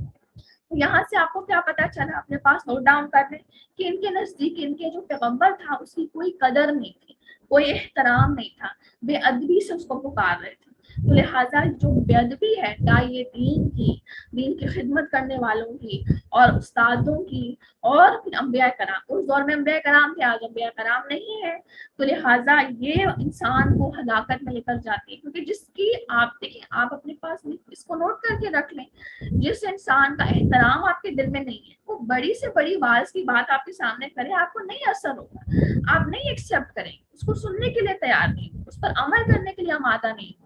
تو لہٰذا رسپیکٹ ہونا بہت ضروری ہے جب آپ کسی انسان کو اپنا آپ کہہ لیں کہ لیڈر مان رہے ہیں. ان کے نزدیک اپنے لیڈر کا کوئی احترام نہیں تھا اور بے ادبی سے کہا اے صالح جس کی آپ ہم کو دھمکی دیتے ہیں اس کو منگواتے, اگر آپ پیغمبر ہیں. اچھا پہلے انہوں نے مطالبہ کیا پوچھنے کا, انکار کیا, آپ کہہ رہے ہیں جس کا عذاب کا آپ ہمیں دھمکی دے رہے ہیں, آپ ذرا عذاب ہی لا کر دیکھیں, ہم دیکھیں تو صحیح کہ عذاب کیسا ہے, انتہائی بے حسی اور حد درمی.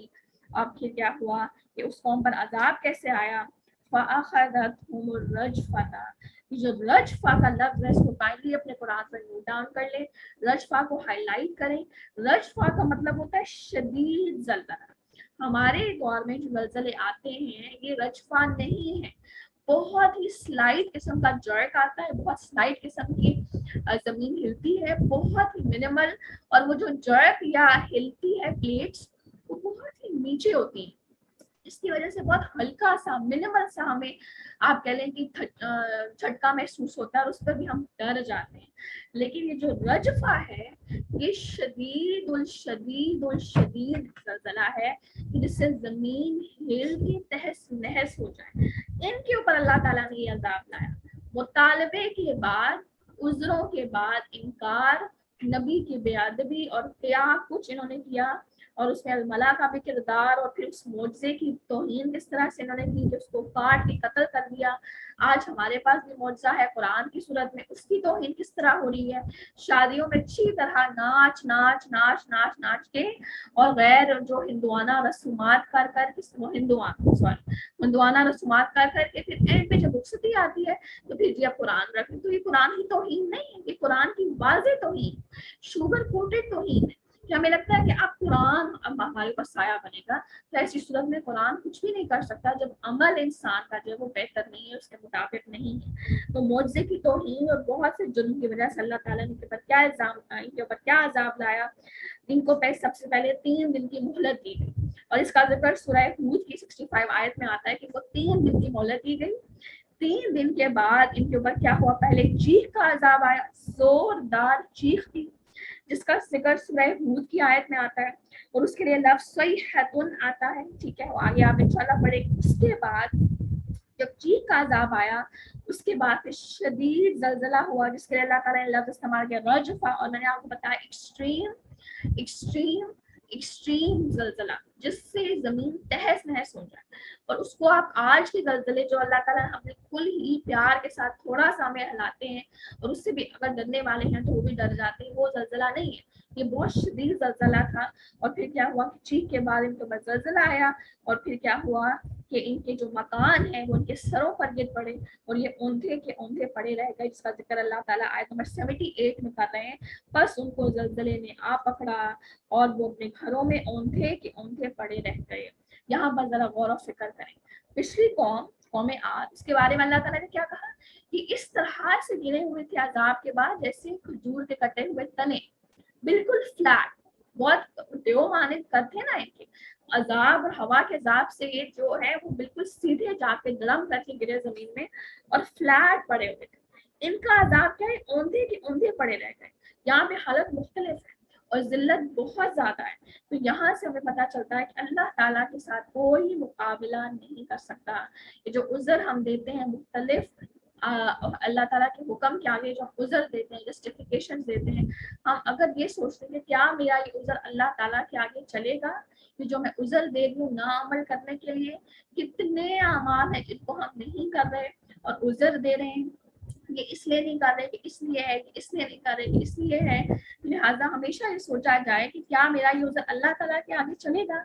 इंसान कोशिश तो करे कि जो स्टैंडर्ड अल्लाह ताला ने सेट किया है उस स्टैंडर्ड के करीब करीब मेरा अमल जरूर मिलता हो, मेरा जरूर अमल जो है उसके करीब करीब हो, तो इंशाल्लाह अल्लाह ताला जरूर मेरे ऊपर रहमत की नजर डालेगा। तो लिहाजा यही हुआ इनके साथ कि अल्लाह ताला ने इनको तबाह बर्बाद कर दिया। तो ये था स्टोरी थी हजरत आप कह रहे सॉलेह अलैहिस्सलाम की कौम की, और बहुत से लेसन हमने यहाँ से लिए। आई होप आपने नोट डाउन किए होंगे इंशाल्लाह ताला, और इंशाल्लाह हम इसको डिस्कस भी करेंगे। नेक्स्ट कौम की तरफ चलते हैं इंशाल्लाह, जो कि है कौम लूत। और इसके अंदर जो है इसको रात को पढ़ के आप यकीन करें इतना एक टेंशन का सिनारियो मेरे जहन में चल रहा था, एक बहुत ही खौफ, और कितनी देर जो है वो मेरी आंख भी लग रही थी, क्योंकि इसके अंदर जो है वो जुर्म बड़ा संगीन है। और आज इस दौर में हम रह रहे हैं उस जुर्म को हम लोग ग्लैमराइज करते हुए देख रहे हैं, और फिर हम खुद तो चले बचते हैं, बाज रहते हैं, मगर अपनी नस्लों को इस जुर्म से बचाना बहुत जरूरी है। तो लिहाजा स्टार्ट करते हैं इसको। बिस्मिल्लाहिर्रहमानिर्रहीम।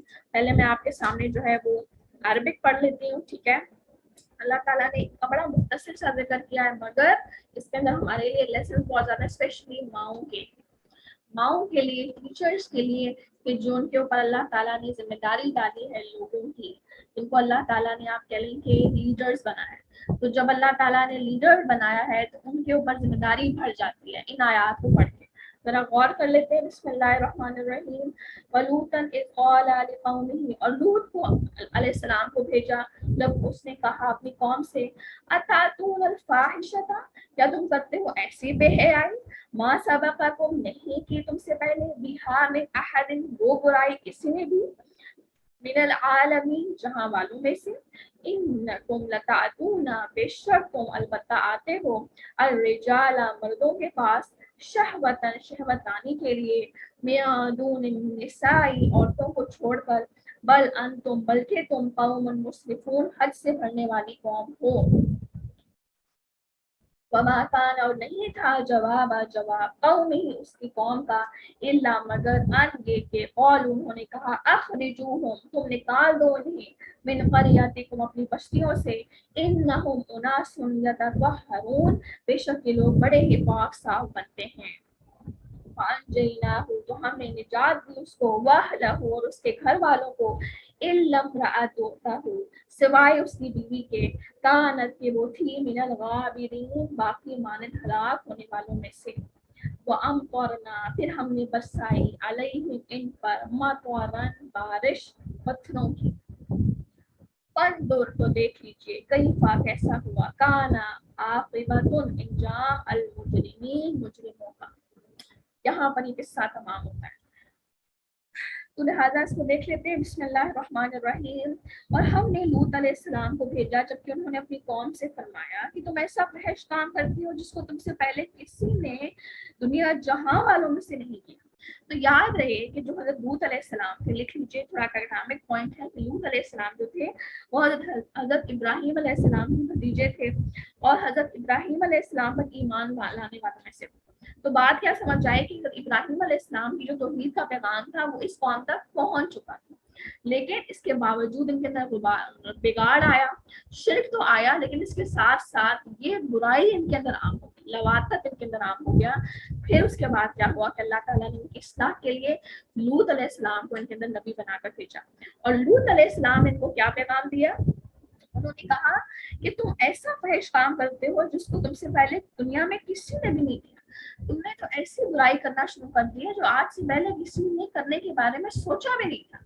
तो लिहाजा यहाँ पर आयत में आने अल्फाहिशा, अल्फाहिशा का मतलब क्या है जरा लिख लीजिए, खुली बुराई, और इससे मुराद है होमोसेक्सुअलिटी, कि औरत और मर्द के बजाय मर्द का मर्द के साथ, औरत का औरत के साथ ये ताल्लुक कायम करना, जो कि फितरत के खिलाफ। इसको भी लिख लीजिए कि ये जो फेल है ये मुकम्मल तौर पर फितरत सलीम, या जो फितरत जिस पर अल्लाह ताला ने इंसान को पैदा किया कि उसके खिलाफ है, और अल्लाह ताला के कानून और अल्लाह ताला की फितरत के खिलाफ खुल्लम खुल्ला बगावत है, खुल्लम खुल्ला उसका इनकार है।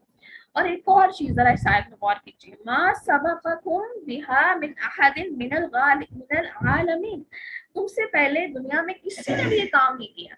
तो यहाँ से पता चला कि ये इनिशिएटर से इस जुर्म के, ये जो जुर्म है होमोसेक्सुअलिटी का, इस जुर्म के लिए इनिशिएटर से, तो लिहाजा इस ट्रेंड को क़यामत तक जितने लोग फॉलो करेंगे उन सब का वबाल इसी कौम पर आ पड़ेगा। इसीलिए ये जुर्म चूंकि बड़ा ही अनोखा सा था तो इनके ऊपर अजाब भी इंतहाई अनोखा आया। पिछले जितने अजाब आपने देखे उसमें उसके अंदर जो है वो हवा और बारिश और चीख का अजाब था, लेकिन यहाँ पर एक इंतहाई सख्त और इंतहाई आप कह लेंगे अनबेयरेबल अजाब इनके ऊपर नाजिल हुआ, क्योंकि इनका जुर्म बड़ा संगीन था। आगे हज़रत लूत अलैहिस्सलाम किस तरह से उनकी गैरत को जगा रहे हैं, तुम मर्दों के साथ शहवतरानी करते हो औरतों को छोड़कर, बल्कि तुम तो हद से ज्यादा गुजर चुके हो। लिहाजा यहाँ पर एक बड़ी अहम बात समझने की है कि जो फहाशी फैलाने में बहुत से फैक्टर्स का किरदार है, उसके अंदर सबसे पहले लिबास का है, इसके अलावा रिलेशनशिप्स का है, इसके अलावा हमारी जो बातचीत होती है उसमें उस बातचीत का टॉपिक क्या है, उन चीज़ों का किरदार होता है फहाशी फैलाने में। इसके अलावा वो कंटेंट जो हम देख रहे हैं इंटरनेट के ऊपर, सोशल साइट्स के ऊपर, चाहे वो सोशल मीडिया है, वो उसमें फेसबुक है, वो इंस्टाग्राम है, या ट्विटर है, या कोई भी उसमें सोशल साइट आ जाती है, नेटफ्लिक्स है, और ना जाने कौन कौन सी वेबसाइट्स बना दी गई। तो लिहाजा वो कंटेंट जो हम देख रहे हैं और वो कंटेंट जो हम क्रिएट कर रहे हैं, ठीक है, हम तो चले देख रहे हैं, लेकिन जो क्रिएट करने वाले हैं उनके ऊपर भी तो बवाल है ना। तो इन सब फैक्टर्स का किरदार होता है फहाशी को खिलाने में। लेकिन हम क्या कहते हैं, नहीं छोड़ो छोड़ो, किसी के लिबास पे बात करने की जरूरत नहीं है, किसी की कोई रिलेशनशिप्स में उसके बारे में बात करने की जरूरत है, उसको समझाने की जरूरत है। हर इंसान की अपनी मर्जी होती है, तो हर इंसान का पर्सनल मैटर है। तो नहीं, दीन कभी भी किसी का पर्सनल मैटर नहीं हो सकता, क्योंकि इसका जो फाहिशा है ना, ये ऐसा जुर्म है जिसका असर लोगों तक पहुंचता है। अगर आप एक फहश किस्म का स्किन टाइट लिबास पहनकर घूम रहे हैं या बच्ची घूम रही है, तो उसका असर सिर्फ उस पर नहीं होगा, उसको देखने वाले हर फर्द पे होगा, चाहे वो मेल है चाहे वो फीमेल। और जिस दौर में हम गुजर रहे, इवन अगर एक बच्ची को आपने सेमी नेकेड क्लोथ्स पहनाए हुए हैं कि उसकी बाजू नजर आ रही है, वो उसने स्लीवलेस क्लोथ्स पहने हुए हैं, शॉर्ट फ्रॉक है और नीचे उसको आपने कोई इस किस्म का जो है वो ट्राउजर नहीं पहनाया, तो उसके वो जो नेकेड पार्ट्स उनको देखकर एक आम मर्द के अंदर भी शहवत उभर सकती है। तो लिहाजा इन चीजों के ऊपर बात करना बहुत जरूरी होता है, क्योंकि ये पर्सनल मैटर नहीं होता। हम क्यों खामोश रहते हैं, यार ये पर्सनल मैटर है। तो याद रखें कि दीन कभी भी किसी का पर्सनल मैटर नहीं होता। हमेशा जो असल नुक्स होता है उसको हमेशा हाईलाइट करने की जरूरत है, और जो काबिल नफरत बातें होती हैं, जो काबिल नफरत काम है, जिनका मैंने आपके सामने जिक्र अभी किया, उनकी नफरत और कराहत का इजहार करना बहुत जरूरी होता है मजलिस में, जब इल्म की मजलिस का जिक्र हो। तो लिहाजा हजरत लूत अलैहिस्सलाम टू द पॉइंट आए, कोई उन्होंने आगे पीछे बात नहीं की, फौरन से उन्होंने टू द पॉइंट बात की। तुम्हें शर्म नहीं आ रही, तुम्हारे अंदर गैरत नहीं है, तुम मर्दों को छोड़कर, तुम औरतों को छोड़कर जो मर्दों के पास आ रहे हो शहवत रानी पूरी करने के लिए, बल्कि तुम तो हद से ज्यादा गुजर चुके।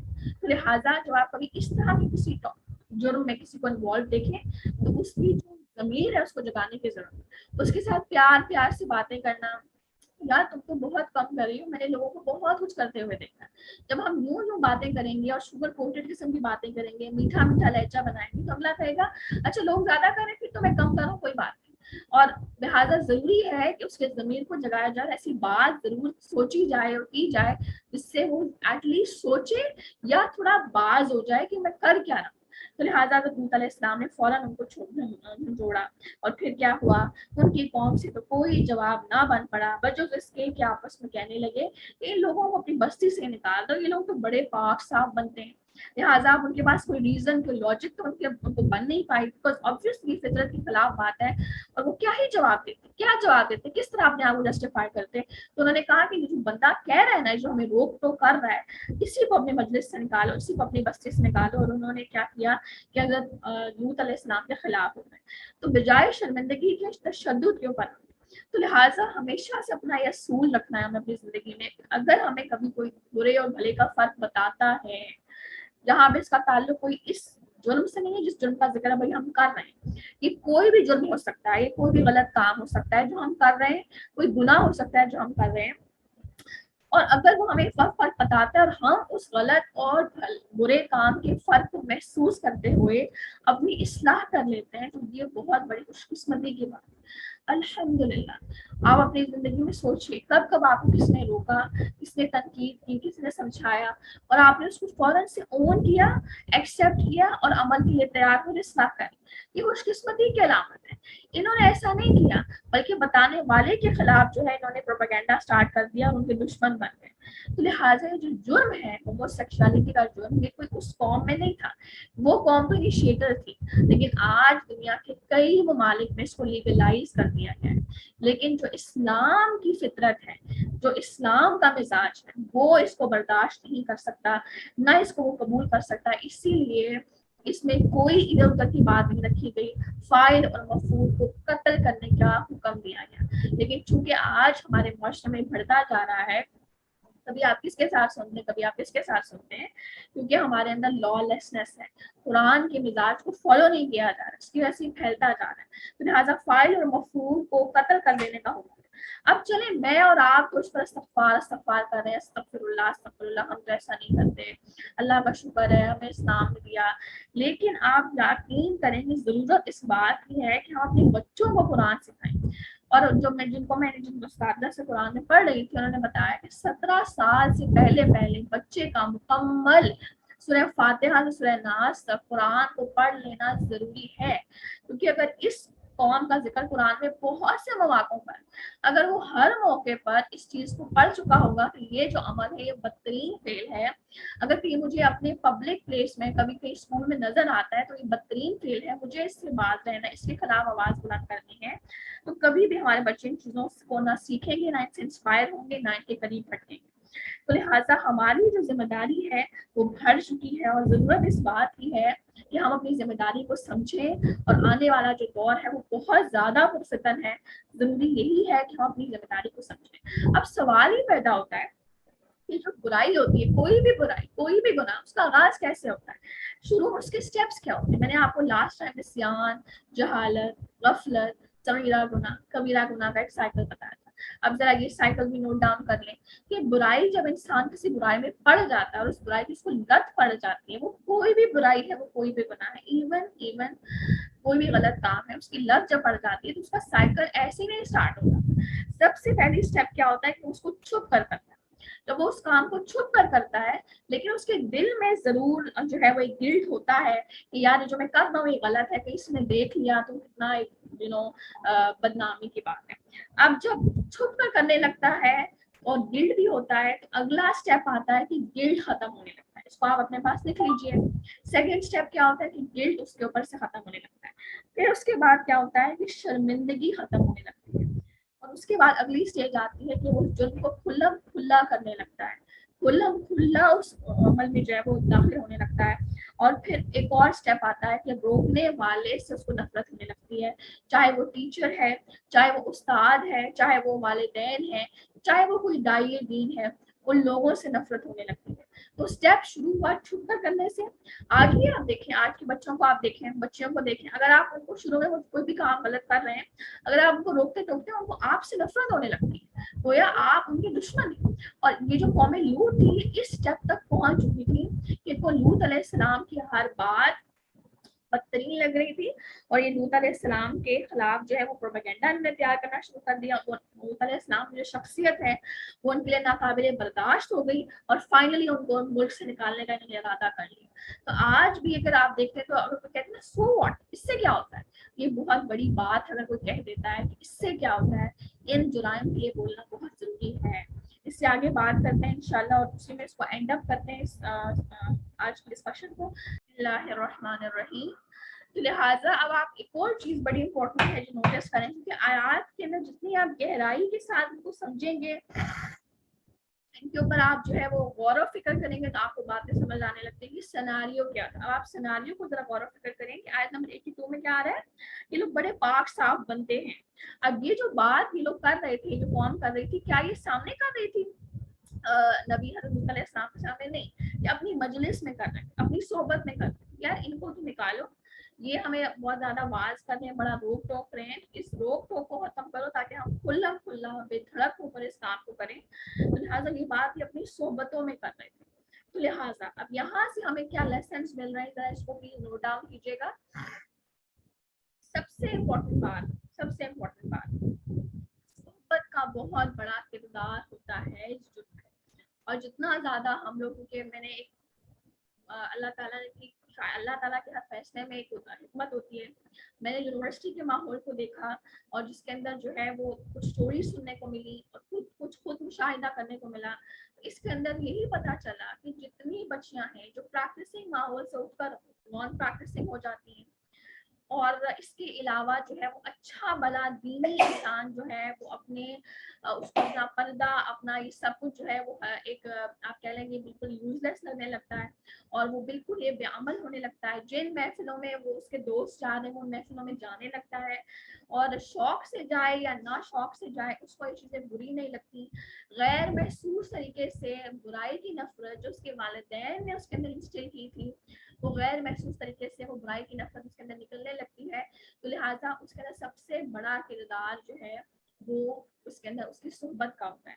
تو لہٰذا بہت زیادہ امپورٹنٹ بات کہ جو بری صحبتیں ہیں سب سے زیادہ انسان کی تباہی کا سبب بنتی ہیں. تو بہت ضروری ہے کہ جب کبھی ہم برائی ہوتے دیکھ رہے ہیں اور ہم وہاں بیٹھے ہوئے ہیں تو ضرورت اس بات کی کہ ہم جگہ کو فوراً چھوڑ دیں, اس صحبت کو فوراً چھوڑ دیں. اور چلیں ہمیں تو یہ بات پتہ ہے اور ہم اس ایج میں ہیں کہ ہمیں اب پتہ چل گیا ایک پریکٹیکل لائف میں آ چکے ہیں. بہت سے لوگ جو مجھے سن رہے ہیں وہ پریکٹیکل لائف میں آ گئے ہیں. ابھی ہم جو لوگ ہیں وہ اس سیناریو کو فیس کرتے ہیں, ہمیں اس چیز کو ہر دن فیس کرنا پڑتا ہے. تو لہٰذا ضرورت اس بات کی کہ ہم اپنی اولاد کو سکھائیں کیونکہ میں نے آپ کو بتایا ان آیات میں آپ کو جو ہے وہ ایک بطور ماں بطور دائی بطور استاد اپنا ذمہ داری آپ کو سمجھائی جا رہی کہ اپنی اولاد کو یہ بات سمجھائی جائے کہ تمہارے دوست کیسے ہونے چاہیے. دوسری بات یہ کہ جو فحاشی ہوتی ہے اس کا میں نے ذکر آپ کو کیا, اس میں بہت سے فیکٹرز ہیں, لباس ہے, ریلیشن شپس ہیں, کانٹینٹ ہے, بات چیت ہے یا کوئی بھی چیز ہے یا اس کے علاوہ اور بھی کچھ چیزیں جن کو میں آگے ہائی لائٹ کروں گی.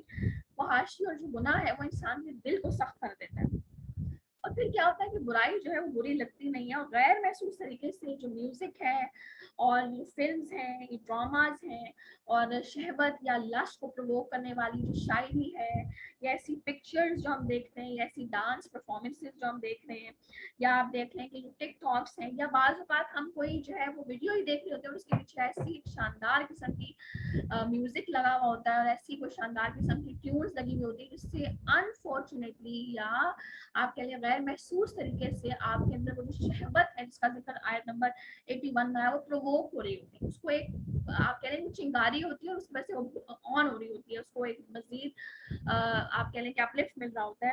تو کیا ہوتا ہے کہ جب ان چیزوں میں انسان بہت زیادہ پڑ جاتا ہے تو ان چیزوں کی جن کا میں نے ذکر آپ یہاں پہ سامنے کیا میوزک فلم ڈراماز اور ان سب چیزوں کی جو نفرت ہے وہ دل سے نکلنے لگتی ہے اور انسان جو ہے وہ بہت زیادہ ایک لاپرواہ ہو جاتا ہے. پھر وہ کہتا ہے سو وہ ڈرامہ ہی تو ہے, اگر ڈرامے میں وہ دیکھ رہے ہیں یار یہ ڈرامہ ہی ہے اس میں کون سا وہ اثر میں ایسا کر رہا ہے. لیکن بات یہ کہ جو آپ دیکھ رہے ہیں وہ آپ سوچ رہے ہیں, جو آپ سوچ رہے ہیں وہ آپ کر رہے ہیں. اور یہاں پر آپ کو بڑا ہی اہم نقطہ میں آپ کو اینڈ پہ بتاؤں گی کہ اس قوم کے اوپر جو جرم ہے وہ سٹارٹ کہاں سے ہوا. پتھروں کی جب بارش ہوئی تو وہ سٹارٹ کہاں سے ہوئی, وہاں سے پتہ چلتا ہے کہ یہ جرم شروع کہاں سے ہوتا ہے.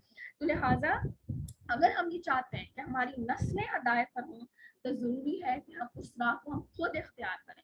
اگر ہم یہ چاہتے ہیں کہ ہماری نسلیں ان چیزوں سے میوزک ڈراماز فلمز بحث قسم کی چیزیں ان سے نفرت کریں تو ضروری ہے کہ ہم خود ان سے نفرت کریں, خود ان کا بائیکاٹ کریں اور خود ان کو مکمل طور پر چھوڑیں. اور آپ آج دیکھیں کہ آج ہم اتنا زیادہ میوزک کے یوز ٹو ہو گئے ہیں کہ ہم تو بچوں کو پوئمس لگا کے دے رہے ہیں, اور پوئمس کے پیچھے بھی بے شمار میوزک ہے. آپ کو لیسن تو بہت کم سکھایا جا رہا ہے مگر میوزک ہی برباد. جب بچہ 1 2 3 ایک تو بہت چھوٹی عمر ہے, 3 4 سال 5 سال تک وہ ایک اسکرین کے اوپر ہر پوائنٹ کے پیچھے ایک شاندار قسم کا میوزک دیکھ رہا ہے, اور وہ جو ہے وہ ڈانس کرتے ہوئے دیکھ رہا ہے کہ ماما بھی ڈانس کر رہی ہے, پاپا بھی ڈانس کر رہا ہے, پھر بچے بھی ڈانس کر رہے ہیں اور پیچھے میوزک ہے, اور ساتھ ساتھ جی 1 2 اور ABC اور ایک چیز سکھا رہی ہیں. تو اس بچے کو جب آپ 8 سال میں یا 7 سال میں کہیں گے بیٹا میوزک از حرام, تو وہ کہے گا یا ماما میں تو یہ سب کچھ سن کے آیا. تو مجھے یہ بات سمجھ نہیں آ رہی کہ how can we avoid music. جب ہم سب سن کے آپ نے اس کی رگ میں شامل کر دیا نا, جب رگ میں شامل کر دیا تو وہ نکالنا بہت مشکل ہے. اس لیے آج آپ دیکھتے ہیں کہ بچے نے, اگر آج میں نے کتنے لوگوں کو دیکھا ہے کہ چلے خود تو میوزک اوائڈ کر رہے ہیں, لیکن جب وہ ان کی اسٹیٹس اسٹوریز تو ہمارے پاس آتی ہیں نا, یا یوٹیوب پر شارٹس آتے ہیں, یا بعض اوقات جو OSTs آتے ہیں گانوں کے, یا جو ہے وہ کوئی مووی ہے اس کا ٹریلر آتا ہے, ٹھیک ہے, تو اس کے پیچھے جو ہے اسٹیٹس اسٹوریز سمپل آپ دیکھ لیں تو وہاں پر جو ہے وہ آگے کچھ سین چل رہا ہے, پیچھے اس کے پیچھے شاندار قسم کا میوزک لگا ہوا ہے. تو اس انسان کو یہ ضرورت محسوس نہیں ہوگی کہ میں میوٹ کر دوں یا یہ چیز میرے کان میں نہیں پڑنی چاہیے کیونکہ یہ مجھے پرووک کر رہی ہے, بلکہ وہ اس کو سنے گا کیونکہ اس کو سمجھ نہیں آ رہی کہ یہ غلط ہے. تو لہٰذا بہت ضروری ہے کہ ہم اپنی ذمہ داری کو سمجھیں. ہماری ذمہ داری بڑھتی جا رہی ہے ہر اس دور کو آگے آپ جیسے لے کے چلتے جائیں, نسلوں کے بارے میں فکر کرنے کی بہت زیادہ ضرورت ہے کہ ہم عذروں سے بچیں, کیونکہ ہم عذر بہت زیادہ بناتے ہیں, جسٹیفائی بہت زیادہ کرتے ہیں, یار یہ بچوں کی ہیں, بچوں کو کوئی فرق نہیں پڑتا, بچوں کو اثر نہیں ہوتا, بچے جو ہے وہ فوکس کر رہے ہوتے ہیں 1 2 پہ ABC پہ, ان کو میوزک سے کوئی سے افیکٹ نہیں ہو رہا ہوتا. یا جو لباس جو ہے وہ کیریکٹرز نے پہنا ہوا ہے جو پوئمس میں ہے, میں نے خود ایک بچے کو دیکھا, اس نے ہاتھ میں جو ہے وہ ٹیبلٹ اٹھایا ہوا تھا, اور ایسے میں پاس میں اس کے بیٹھی, میں نے کہا دیکھو کیا دیکھ رہا ہے, اور اتنا زیادہ میوزک اس پوئم کے پیچھے, اور اس کے اندر جو ہے وہ بالکل شارٹ ڈریسنگ تھی, باپ کی بھی ماں کی بھی, سطر ان کے بالکل واضح تھے, بچیاں بھی ڈانس کر رہی ہیں اور بے تحاشا ڈانس, اور ساتھ ساتھ جی وہ سکھا رہے ہیں 1 2. تو میں یقین کریں مجھے شرم آ گئی. میں نے کہا بچہ اگر اتنی فحش قسم کے لباس دیکھ رہا ہے تو اس کو کہاں بے شرم آنی ہے بڑے ہو کر, یا پھر جو ہے وہ اس طرح کے لباس میں انکمفرٹیبل کیسے محسوس کرے گا. جب آپ نے اس کو کمفرٹیبل کر دیا یہ چیزیں دکھا کر, تو پھر وہ انکمفرٹیبل محسوس نہیں کرتا. تو لہٰذا بہت ضروری ہے کہ ہم اپنی ذمہ داری کو سمجھیں اور عذر سے بچائیں, جسٹیفیکیشن سے بچائیں, کیونکہ ہم نے اپنی بطور قوم ایک اپنی عادت بنا لی کہ ہم ہر چیز کو جسٹیفائی بڑا بہترین کر لیتے ہیں, عذر بہترین دے دیتے ہیں, جس طرح ان قوموں نے دیے, جو پچھلی قوموں کا ہم نے روش دیکھی. اور اس کے علاوہ ایک اور بڑی امپورٹنٹ بات میں نے آپ کو پہلے ابھی بتایا کہ جو انبیاء ہوتے ہیں وہ امت کے مخلص ترین لوگ ہوتے ہیں, بہت زیادہ خیر خواہ ہوتے ہیں, اللہ تعالیٰ نے ان کے اندر بے تحاشا تڑپ رکھی ہوتی ہے, اس لیے وہ روتے ہیں, اور نبی صلی اللہ علیہ وسلم کی مثال کے رو کر اپنی امت کے بارے میں دعا کرتے تھے, حالانکہ انہوں نے ہمیں نہیں دیکھا ہوا تھا, تڑپ رکھی اللہ تعالیٰ نے. اب انبیاء کرام تو نہیں ہے, ان کا دور ختم ہو چکا ہے, جو نبوت کا جو سرکل ہے وہ کلوز ہو چکا ہے نبی صلی اللہ علیہ وسلم کے اوپر. اب کون لوگ ہیں جن کو اللہ تعالیٰ نے چنا ہے دین کی خدمت کے لیے, وہ ہے داعی دین کی طرف بلانے والے. لہٰذا ایسے لوگوں کے بارے میں جو ہے وہ منہ موڑنا, ان کو لوگوں کے دل میں ان کے لیے جو ہے وہ نفرت کریٹ کرنا, اپنے بچوں کے دل میں ان کے لیے نفرت کریٹ کرنا, اور ان پہ تنقید کرنا, ان کی ڈریسنگ پہ تنقید کرنا, ان کی باتوں پہ تنقید کرنا, اور ان کو ناپسند کرنا, اور ان سے عداوت رکھنا, یہ سب کچھ ہلاکت کا سبب ہے. جس طرح یہ قوم لوط کے لیے ہلاکت کا سبب بنا, جس طرح انہوں نے حضرت لوط علیہ السلام کو نکالا. آگے دیکھ لیجیے آیت نمبر 83. سو ہم نے لوط علیہ السلام کو اور ان کے گھر والوں کو بچا لیا بجز ان کی بیوی کے کہ وہ انہی لوگوں میں رہی جو عذاب میں رہ گئے.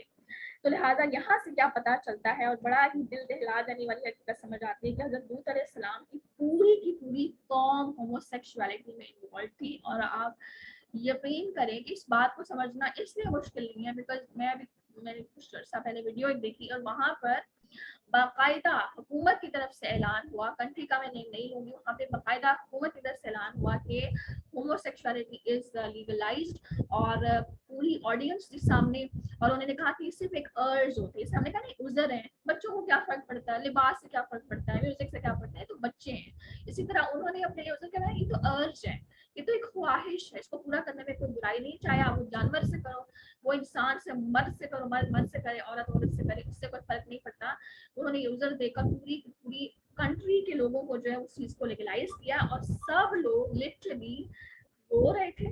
میں اس کو شیئر نہیں کر سکتی کہ یہ حیا کے خلاف ہے, لیکن سب لوگ خوشی کے مارے رو رہے تھے, آپس میں گلے مل رہے ہیں, تالیاں بجا رہے ہیں, ناچ رہے ہیں, گا رہے ہیں کہ یا اللہ کہ ہمارے لیے جو لیگلائز کر دیا گیا, شکر ہے, ہم جو ہے وہ کھلا اس چیز کو کریں گے. لہٰذا یہی حساب آپ دیکھیں کہ آپ اگر سوچیں آپ ایک ایسی سوسائٹی میں رہ رہے ہیں یا آپ اس کنٹری میں رہ رہے ہیں اپنی فیملی کے ساتھ جہاں پہ لیگلائزڈ ہے, کھلا یہ سب ہو رہا ہے, تو آپ کیسے اپنے بچوں کو بچا سکتے ہیں, کیسے آپ خود کو بچا سکتے ہیں, اور کتنا رونا آتا ہے, کتنا انسان چیختا چلاتا ہے, اور جو ہے وہ اندر یہ آپ کیا سو رہے ہوتے ہیں کہ یہاں پر میں کیا کروں.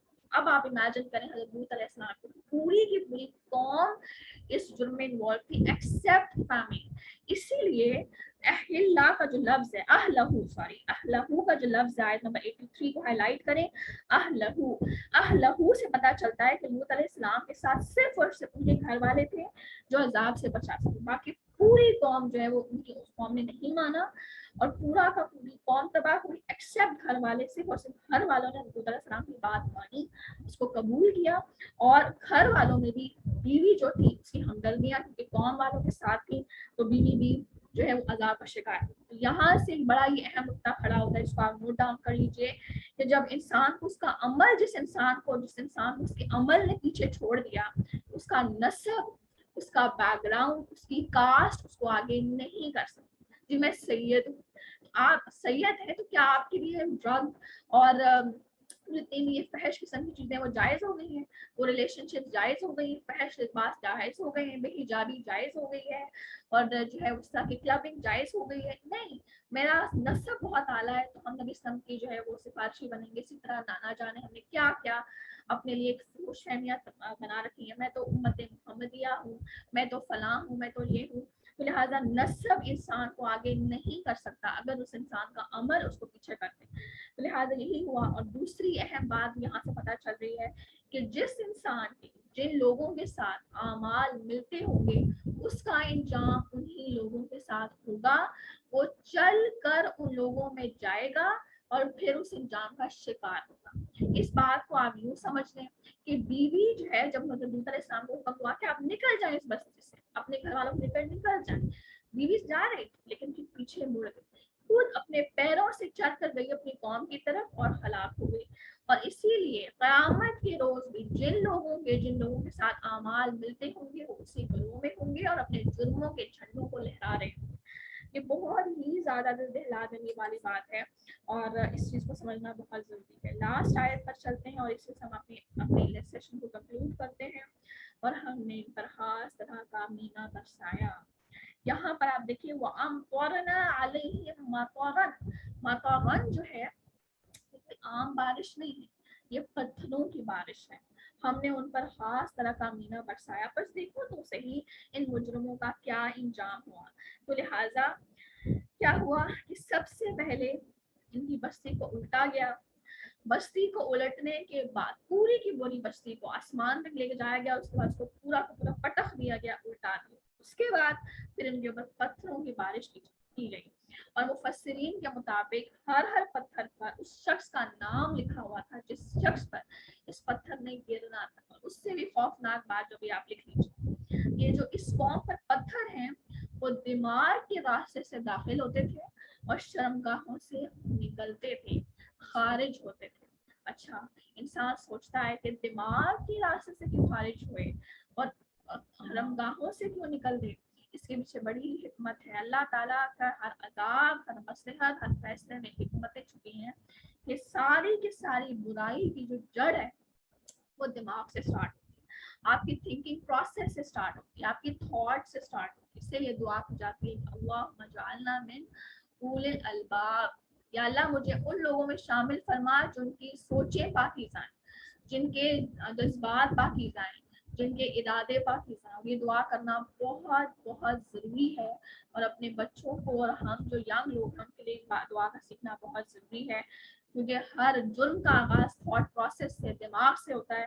تو لہٰذا کیونکہ سوچ ان کی خراب ہوئی، پھر اس نے عمل کو خراب کیا، تو سوچ سے جو ہے وہ دماغ سے پتھر نکلتے، داخل ہوتے اور شرمگاہوں سے نکلتے. تو اللہ تعالیٰ ہمارے جو خیالات ہیں ان کو پاکیزہ کرنے کی ہمیں توفیق عطا فرمائے. ہر وقت ہمیں کوشش میں رہیں کہ ہمارے ذہنوں میں کوئی بگاڑ نہ آئے. اور آپ دیکھیں کہ دماغ میں باتیں کیسی آتی ہیں جو کانٹینٹ آپ دیکھتے ہیں. تو لہٰذا کوشش کی جائے کہ جو میں دیکھ رہی ہوں، سوشل میڈیا کو ویو کر رہی ہوں، اس کو میں مسلسل جو ہے وہ آپ کہہ لیں کہ اس کو میں کلین کرتی رہوں. ہر وہ چیز جو مجھے میری جو ہے وہ سوچ کو ڈسٹروائے کر رہی ہے، اس کو میں don't recommend this channel, don't recommend this post کے اندر انکلوڈ کر دوں. یوٹیوب میں آپ کے پاس جو بے شمار پوسٹ آتی ہیں، بے شمار آپ کے پاس چینلز آتے ہیں، تو وہاں پر آپ جس کو دیکھ کر آپ کو ذرا سا بھی لگتا ہے کہ یار یہ چیز جو ہے وہ مجھے تھوڑا سا ہلا رہی ہے، بس وہاں پر آئیکن پہ جا کر don't recommend post from this channel آپ ریموو کر دیں. چینل کوئی ایسا ہے جو ایسی چیزوں کو یا فضول یا اس میں میوزک ہے یا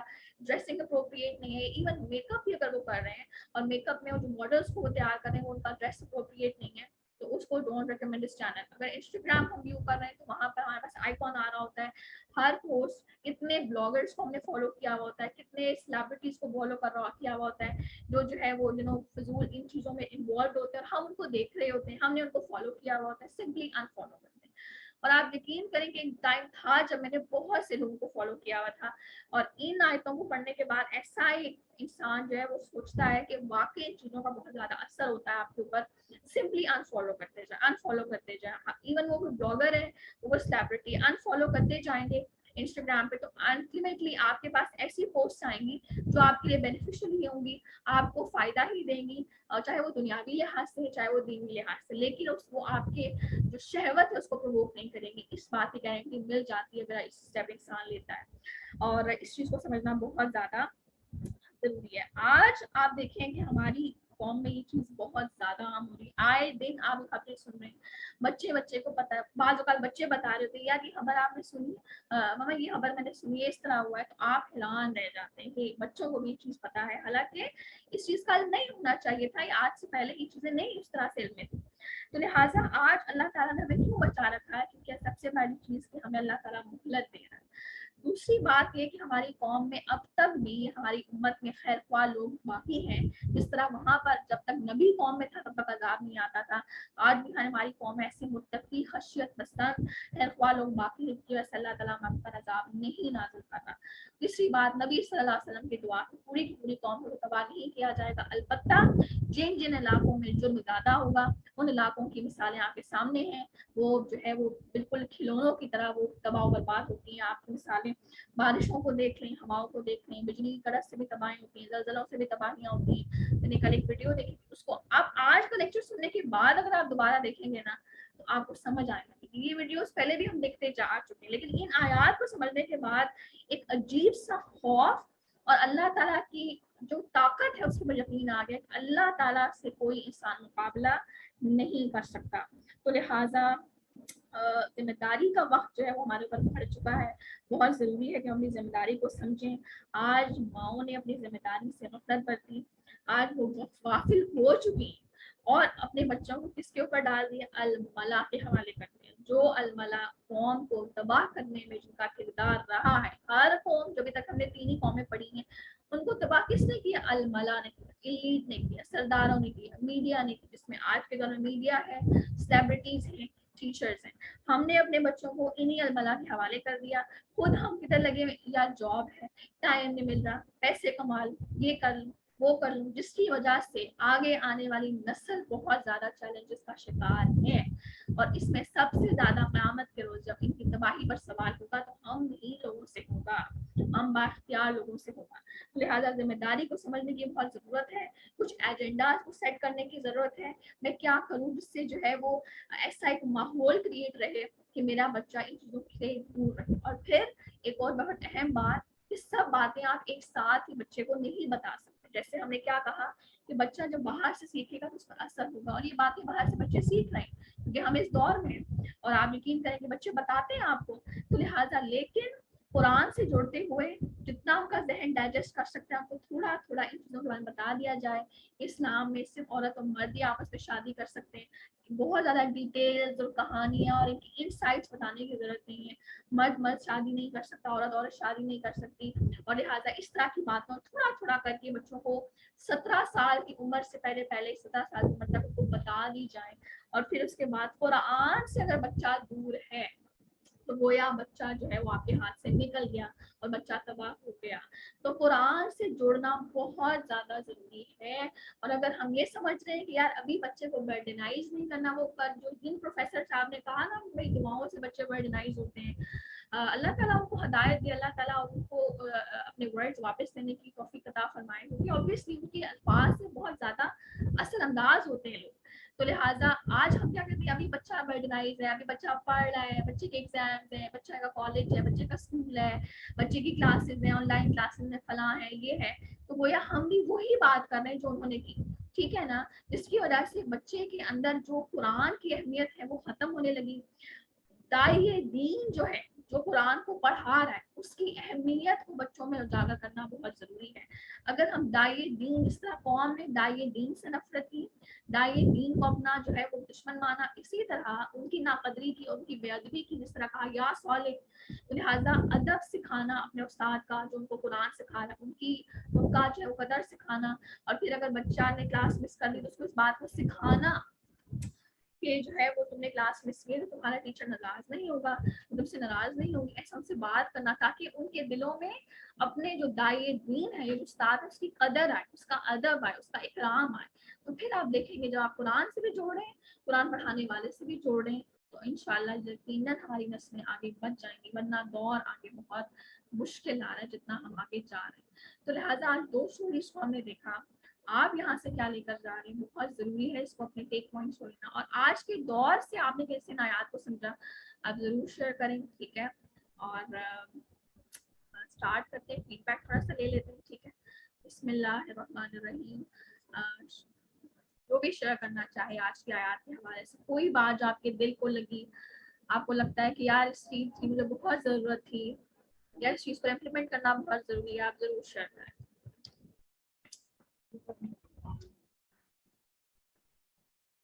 جی اچھا، ہم سٹارٹ کر لیتے ہیں. سنوا جی آپ کچھ شیئر کرنا چاہیں؟ حلائنی ہے، خالہ ماریہ ہیں، خالہ حلیمہ ہیں، خالہ فوزیہ ہیں،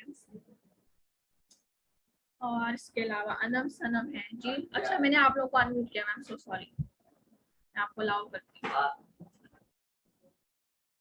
جی میں نے آپ کو الاؤ کر دی، اب آپ بول سکتے ہیں، ٹھیک ہے. مجھے یاد ہے. وعلیکم السلام. اچھا، آج کی آیات میں جو ہم نے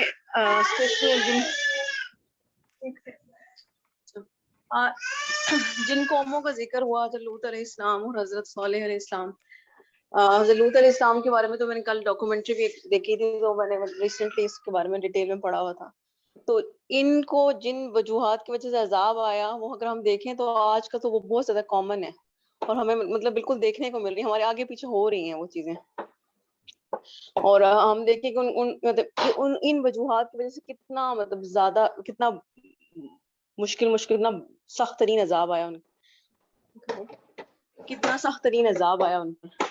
تو یہاں سے اب دیکھیں، جیسے آپ نے شیئر کیا کہ ہم بچوں کو، چھوٹے بچوں کو یہ پوئمس وغیرہ دکھا کے ان کے اندر یہ میوزک والی چیز، اور یہ پھر آہستہ سے یہ میوزک پڑھتے پڑھتے کہاں تک پہنچ جاتا ہے فحاشی، اور پھر کہاں تک لاسٹ اسٹیج تک پہنچ جاتا ہے.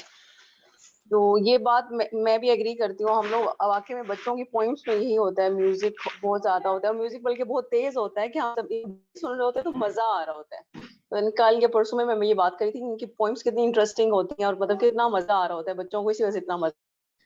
تو اب بات یہ ہے کہ یہ ٹھیک ہے، ہم یہ بات تو پتہ چل گئی، اور میں ایگری کرتی ہوں 100% کہ واقعی میں ایسا ہی ہے، اور وہ میوزک کی عادت ظاہر ہے بلڈ ہو رہی ہوتی ہے بچے کے اندر.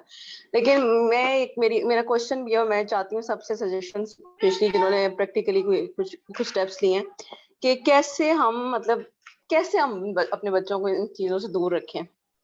ٹھیک ہے ہم لوگوں کا اسکرین ٹائم رکھ لیں، وہ بھی ٹھیک ہے، لیکن پھر بھی at the end of the day پھر وہ ڈھونڈ ڈھانڈ کے وہی ویڈیوز سامنے آ جاتی ہیں. تو ٹھیک ہے ہم کچھ چیکس بھی لگا سکتے ہیں, لیکن جو دوسرا کانٹینٹ ہے وہ بہت ہی کم ہے اور وہ اتنا انٹرسٹنگ بھی نہیں ہوتا کہ پھر بچے اس کی طرف مائل نہیں ہوتے.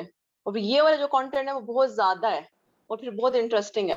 تو ایون ہم لوگ اگر وہ جو چیکس لگا دیں, سیکورٹی چیکس لگا دیں, کچھ چینلز کو کر دیں کچھ, پھر بھی at the end of the day جو ویڈیوز ہیں ان میں یہی کچھ ہے. تو مطلب ہم کیسے, میں چاہتی ہوں کہ کچھ پریکٹیکل اسٹیپس ہوں آہستہ آہستہ ہی صحیح, لیکن کیونکہ ہم لوگوں میں سے زیادہ تر ایسی مائیں ابھی جو کلاس میں ہیں جن کے بچے اسی فیز میں ہیں. تو میں چاہتی ہوں کہ مطلب ہم کچھ پریکٹیکل اسٹیپس شیئر کریں, سجیشنز دیں ہم سب, جس سے ہم اپنے بچوں کو ایٹ لیسٹ بالکل نہیں تھوڑا بہت تو روک سکیں نا. بہت اہم پوائنٹ آپ نے ریز کیا کہ کوئی اسٹیپس جو ہم نے لیے ہیں کوئی شیئر کرنا چاہے جو obviously. وعلیکم السلام. ہم لوگوں نے اپنے بچوں کو ٹیب یا موبائل پہ بالکل فوکس کرنے پہ مجبور کر دیا ہے. ہمیں چاہیے جیسے ہم لوگ ایکٹیویٹی بیس پہ ہم لوگ خود چیزیں بنائیں, بچوں کو اس میں انٹرسٹ ڈیولپ کریں.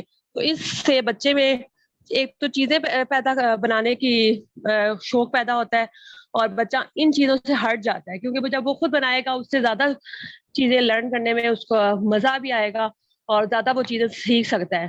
تو یہ پھر موبائل وغیرہ کا یہ شوق کم ہو جاتا ہے. بالکل, بہت ہی ہم لوگ سوال بالکل ہمارے محنت پاس. نہیں کرتے, ہم لوگ چیزیں بنانے میں محنت نہیں کرتے, ہم لوگ اٹھا کر موبائل بچوں کو دے دیتے ہیں. تو اگر ہم لوگ یہ چیزیں بچوں کو لا کر دیں, بچوں کو پینٹنگ وغیرہ کوئی کلر سی لا کر دے دیں کہ چلو بناؤ, تو اس سے یہ ہے کہ بچے کا موبائل وغیرہ ایٹ لیسٹ چھٹ جاتا ہے.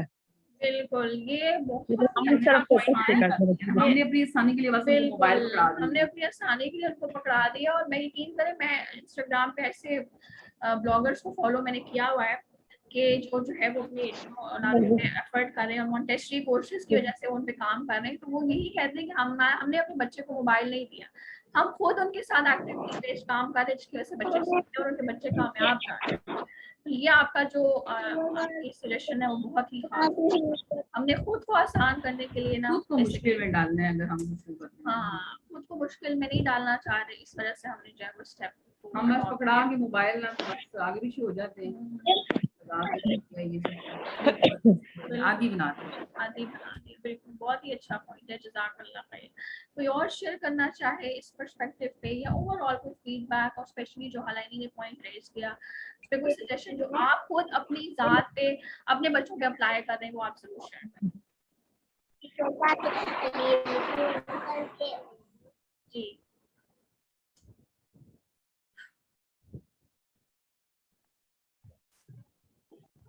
السلام علیکم. وعلیکم السلام. اینی نے بھی اور طوبہ نے بہت اچھا پوائنٹ ریز کیا ہے, واقعی صحیح بات ہے. اور ایک بات جو میں کہنا چاہتی ہوں کہ ہم لوگ وقتی اپنے مطلب کہ بچوں کو پکڑا دیا فون, یہ ہماری آسانی ہے, لیکن یہ ہم آگے کے لیے بہت زیادہ مشکل اپنے لیے پیدا کریں, کیونکہ جب بچے اس چیز پہ چڑھ جائیں گے, ان کا ابھی تو بچوں کے ذہن کچے ہیں, ان میں جو بھرتے جائیں وہ ان میں وہ کہتے ہیں نا کہ ایک ایج میں جا کے وہ سارا ریوائز ہونا شروع ہو جاتا ہے. جب ہم ان کو روکیں گے نہیں. لیکن میں نے ویسے بھی میں بھی دیتی تھی, اسپیشلی کوئی گیسٹ آ گئے, جی بچے بڑے تنگ کرتے ہیں, موبائل دے کے اندر بٹھا دیں ان کو, پہلے دیا کرتی لیکن اب نہیں دیتی. اب یہ کہ میں نے یہ کیا ہوا ہے کہ ایک تو یوٹیوب پہ وہ میں نے ایپ لاک لگایا, ان کو میں آن نہیں کرنے دیتی. پہلے کر کے دیا تھا وائی ٹی کڈز, لیکن اس میں بھی وہ جیسے آپ نے کہا تھا کہ پیچھے ساؤنڈ چلتا ہے, میوزک چلتا ہے, وہ سب ویڈیوز ایسی ہی ہوتی ہیں. لیکن میں نے ان کے لیے یہ کیا ہے کہ ابھی یہ قرآن پاک پر پڑھتے ہیں, دعائیں میں نے اپلوڈ کی ہیں ان کے لیے, کلمات کیے ہیں, وہ میں ان کو اوپر رکھ کے موبائل لگا کے دیتی ہوں, بیٹھ کے تو پڑھتے رہتے ہیں, اس سے کافی آسانی ہوتی ہے جب ان کے ہاتھ میں نہیں دیتی. اور دوسری چیز جو آج کا جو لیکچر تھا اس میں یہ تھا کہ دوسروں کو فالو کرنا, جیسے سیلیبریٹیز ہو رہی ہے. لاسٹ ویک ہمارا پروگرام بنا, جی بچے ان کو باہر لے جاتے ہیں. اچھا, پارک میں نے وہاں پہ لڑکیاں دیکھی تھیں, اور وہ ہو سکتا ہے بڑی ہو, لیکن میرے حساب سے وہ F S C B S C کے اسٹوڈنٹس ہیں. وہاں پہ پارک میں نا لیڈیز ٹوائلٹ بنے ہوئے ہیں, وہ ہم لوگ جاتے ہیں نا, کہ میں نے کبھی غور نہیں کیا. اچھا, ان لڑکیوں نے نا بال کھلے ہوئے, بڑا جی انہوں نے زبردست قسم کا میک اپ کیا ہوا, وہ سیلفیاں بنا رہی ہے, اور کپڑے بھی ان کے, وہ میں دیکھ کے مجھے پتا چل گیا کہ یہ بیسیکلی کوئی بہت ہی ہائی کلاس سے ان کا بلونگ نہیں کرتے یہ لوگ, یہ بس عام سی ہیں لڑکیاں. اور ان کے ہاتھوں میں نے جب دیکھا کہ شاپر انہوں نے اٹھائے ہوئے ہیں, مطلب کہ وہ یونیورسٹی یا کالج سے آئی ہیں سیدھی ادھر, انہوں نے کپڑے چینج کیے, یہاں پہ سیلفیاں بنا رہے ہیں, لوگ دیکھ رہے ہیں. ایک چیز میں یہاں پہ مجھے خود بھی فیل ہوا کہ ہم لوگ اپنے بچوں پہ توجہ نہیں دیتے, ہم نے ہاسٹل بھیج دیے ہیں یا گھر پہ بھی ہیں, ہمارا کام بنتا ہے کہ ہم چیک کریں. اب میری بچیاں ہیں وہ بیٹھی ہوئی ہیں اندر, تو میں ہر 2 منٹ کے بعد چیک کرتی ہوں کہ یہ کیا کر رہی ہیں, ابھی چھوٹی ہے نا, ان کو سمجھ نہیں ہے کچھ بھی, یہ مطلب اور کیا کریں گے, ہو سکتا ہے فریج کے ساتھ کوئی لگاؤ, کوئی بجلی کے ساتھ کچھ بھی ہو سکتا ہے, لیکن یہ کہ ہم لوگ خود اپنے بچوں کو خراب کریں, ان پہ کوئی توجہ نہیں دیتے. اب ہاسٹل بھیج دیا, کوئی پیچھے سے کوئی نہیں ہے دیکھیں گی بچے کیا کریں. کہ اب میں نے ان کو دیکھا وہ سیلفیاں بنا کے, پھر وہ لوگ ٹوائلٹ میں گئے ادھر, وہ پھر کپڑے چینج کر کے باہر آئے.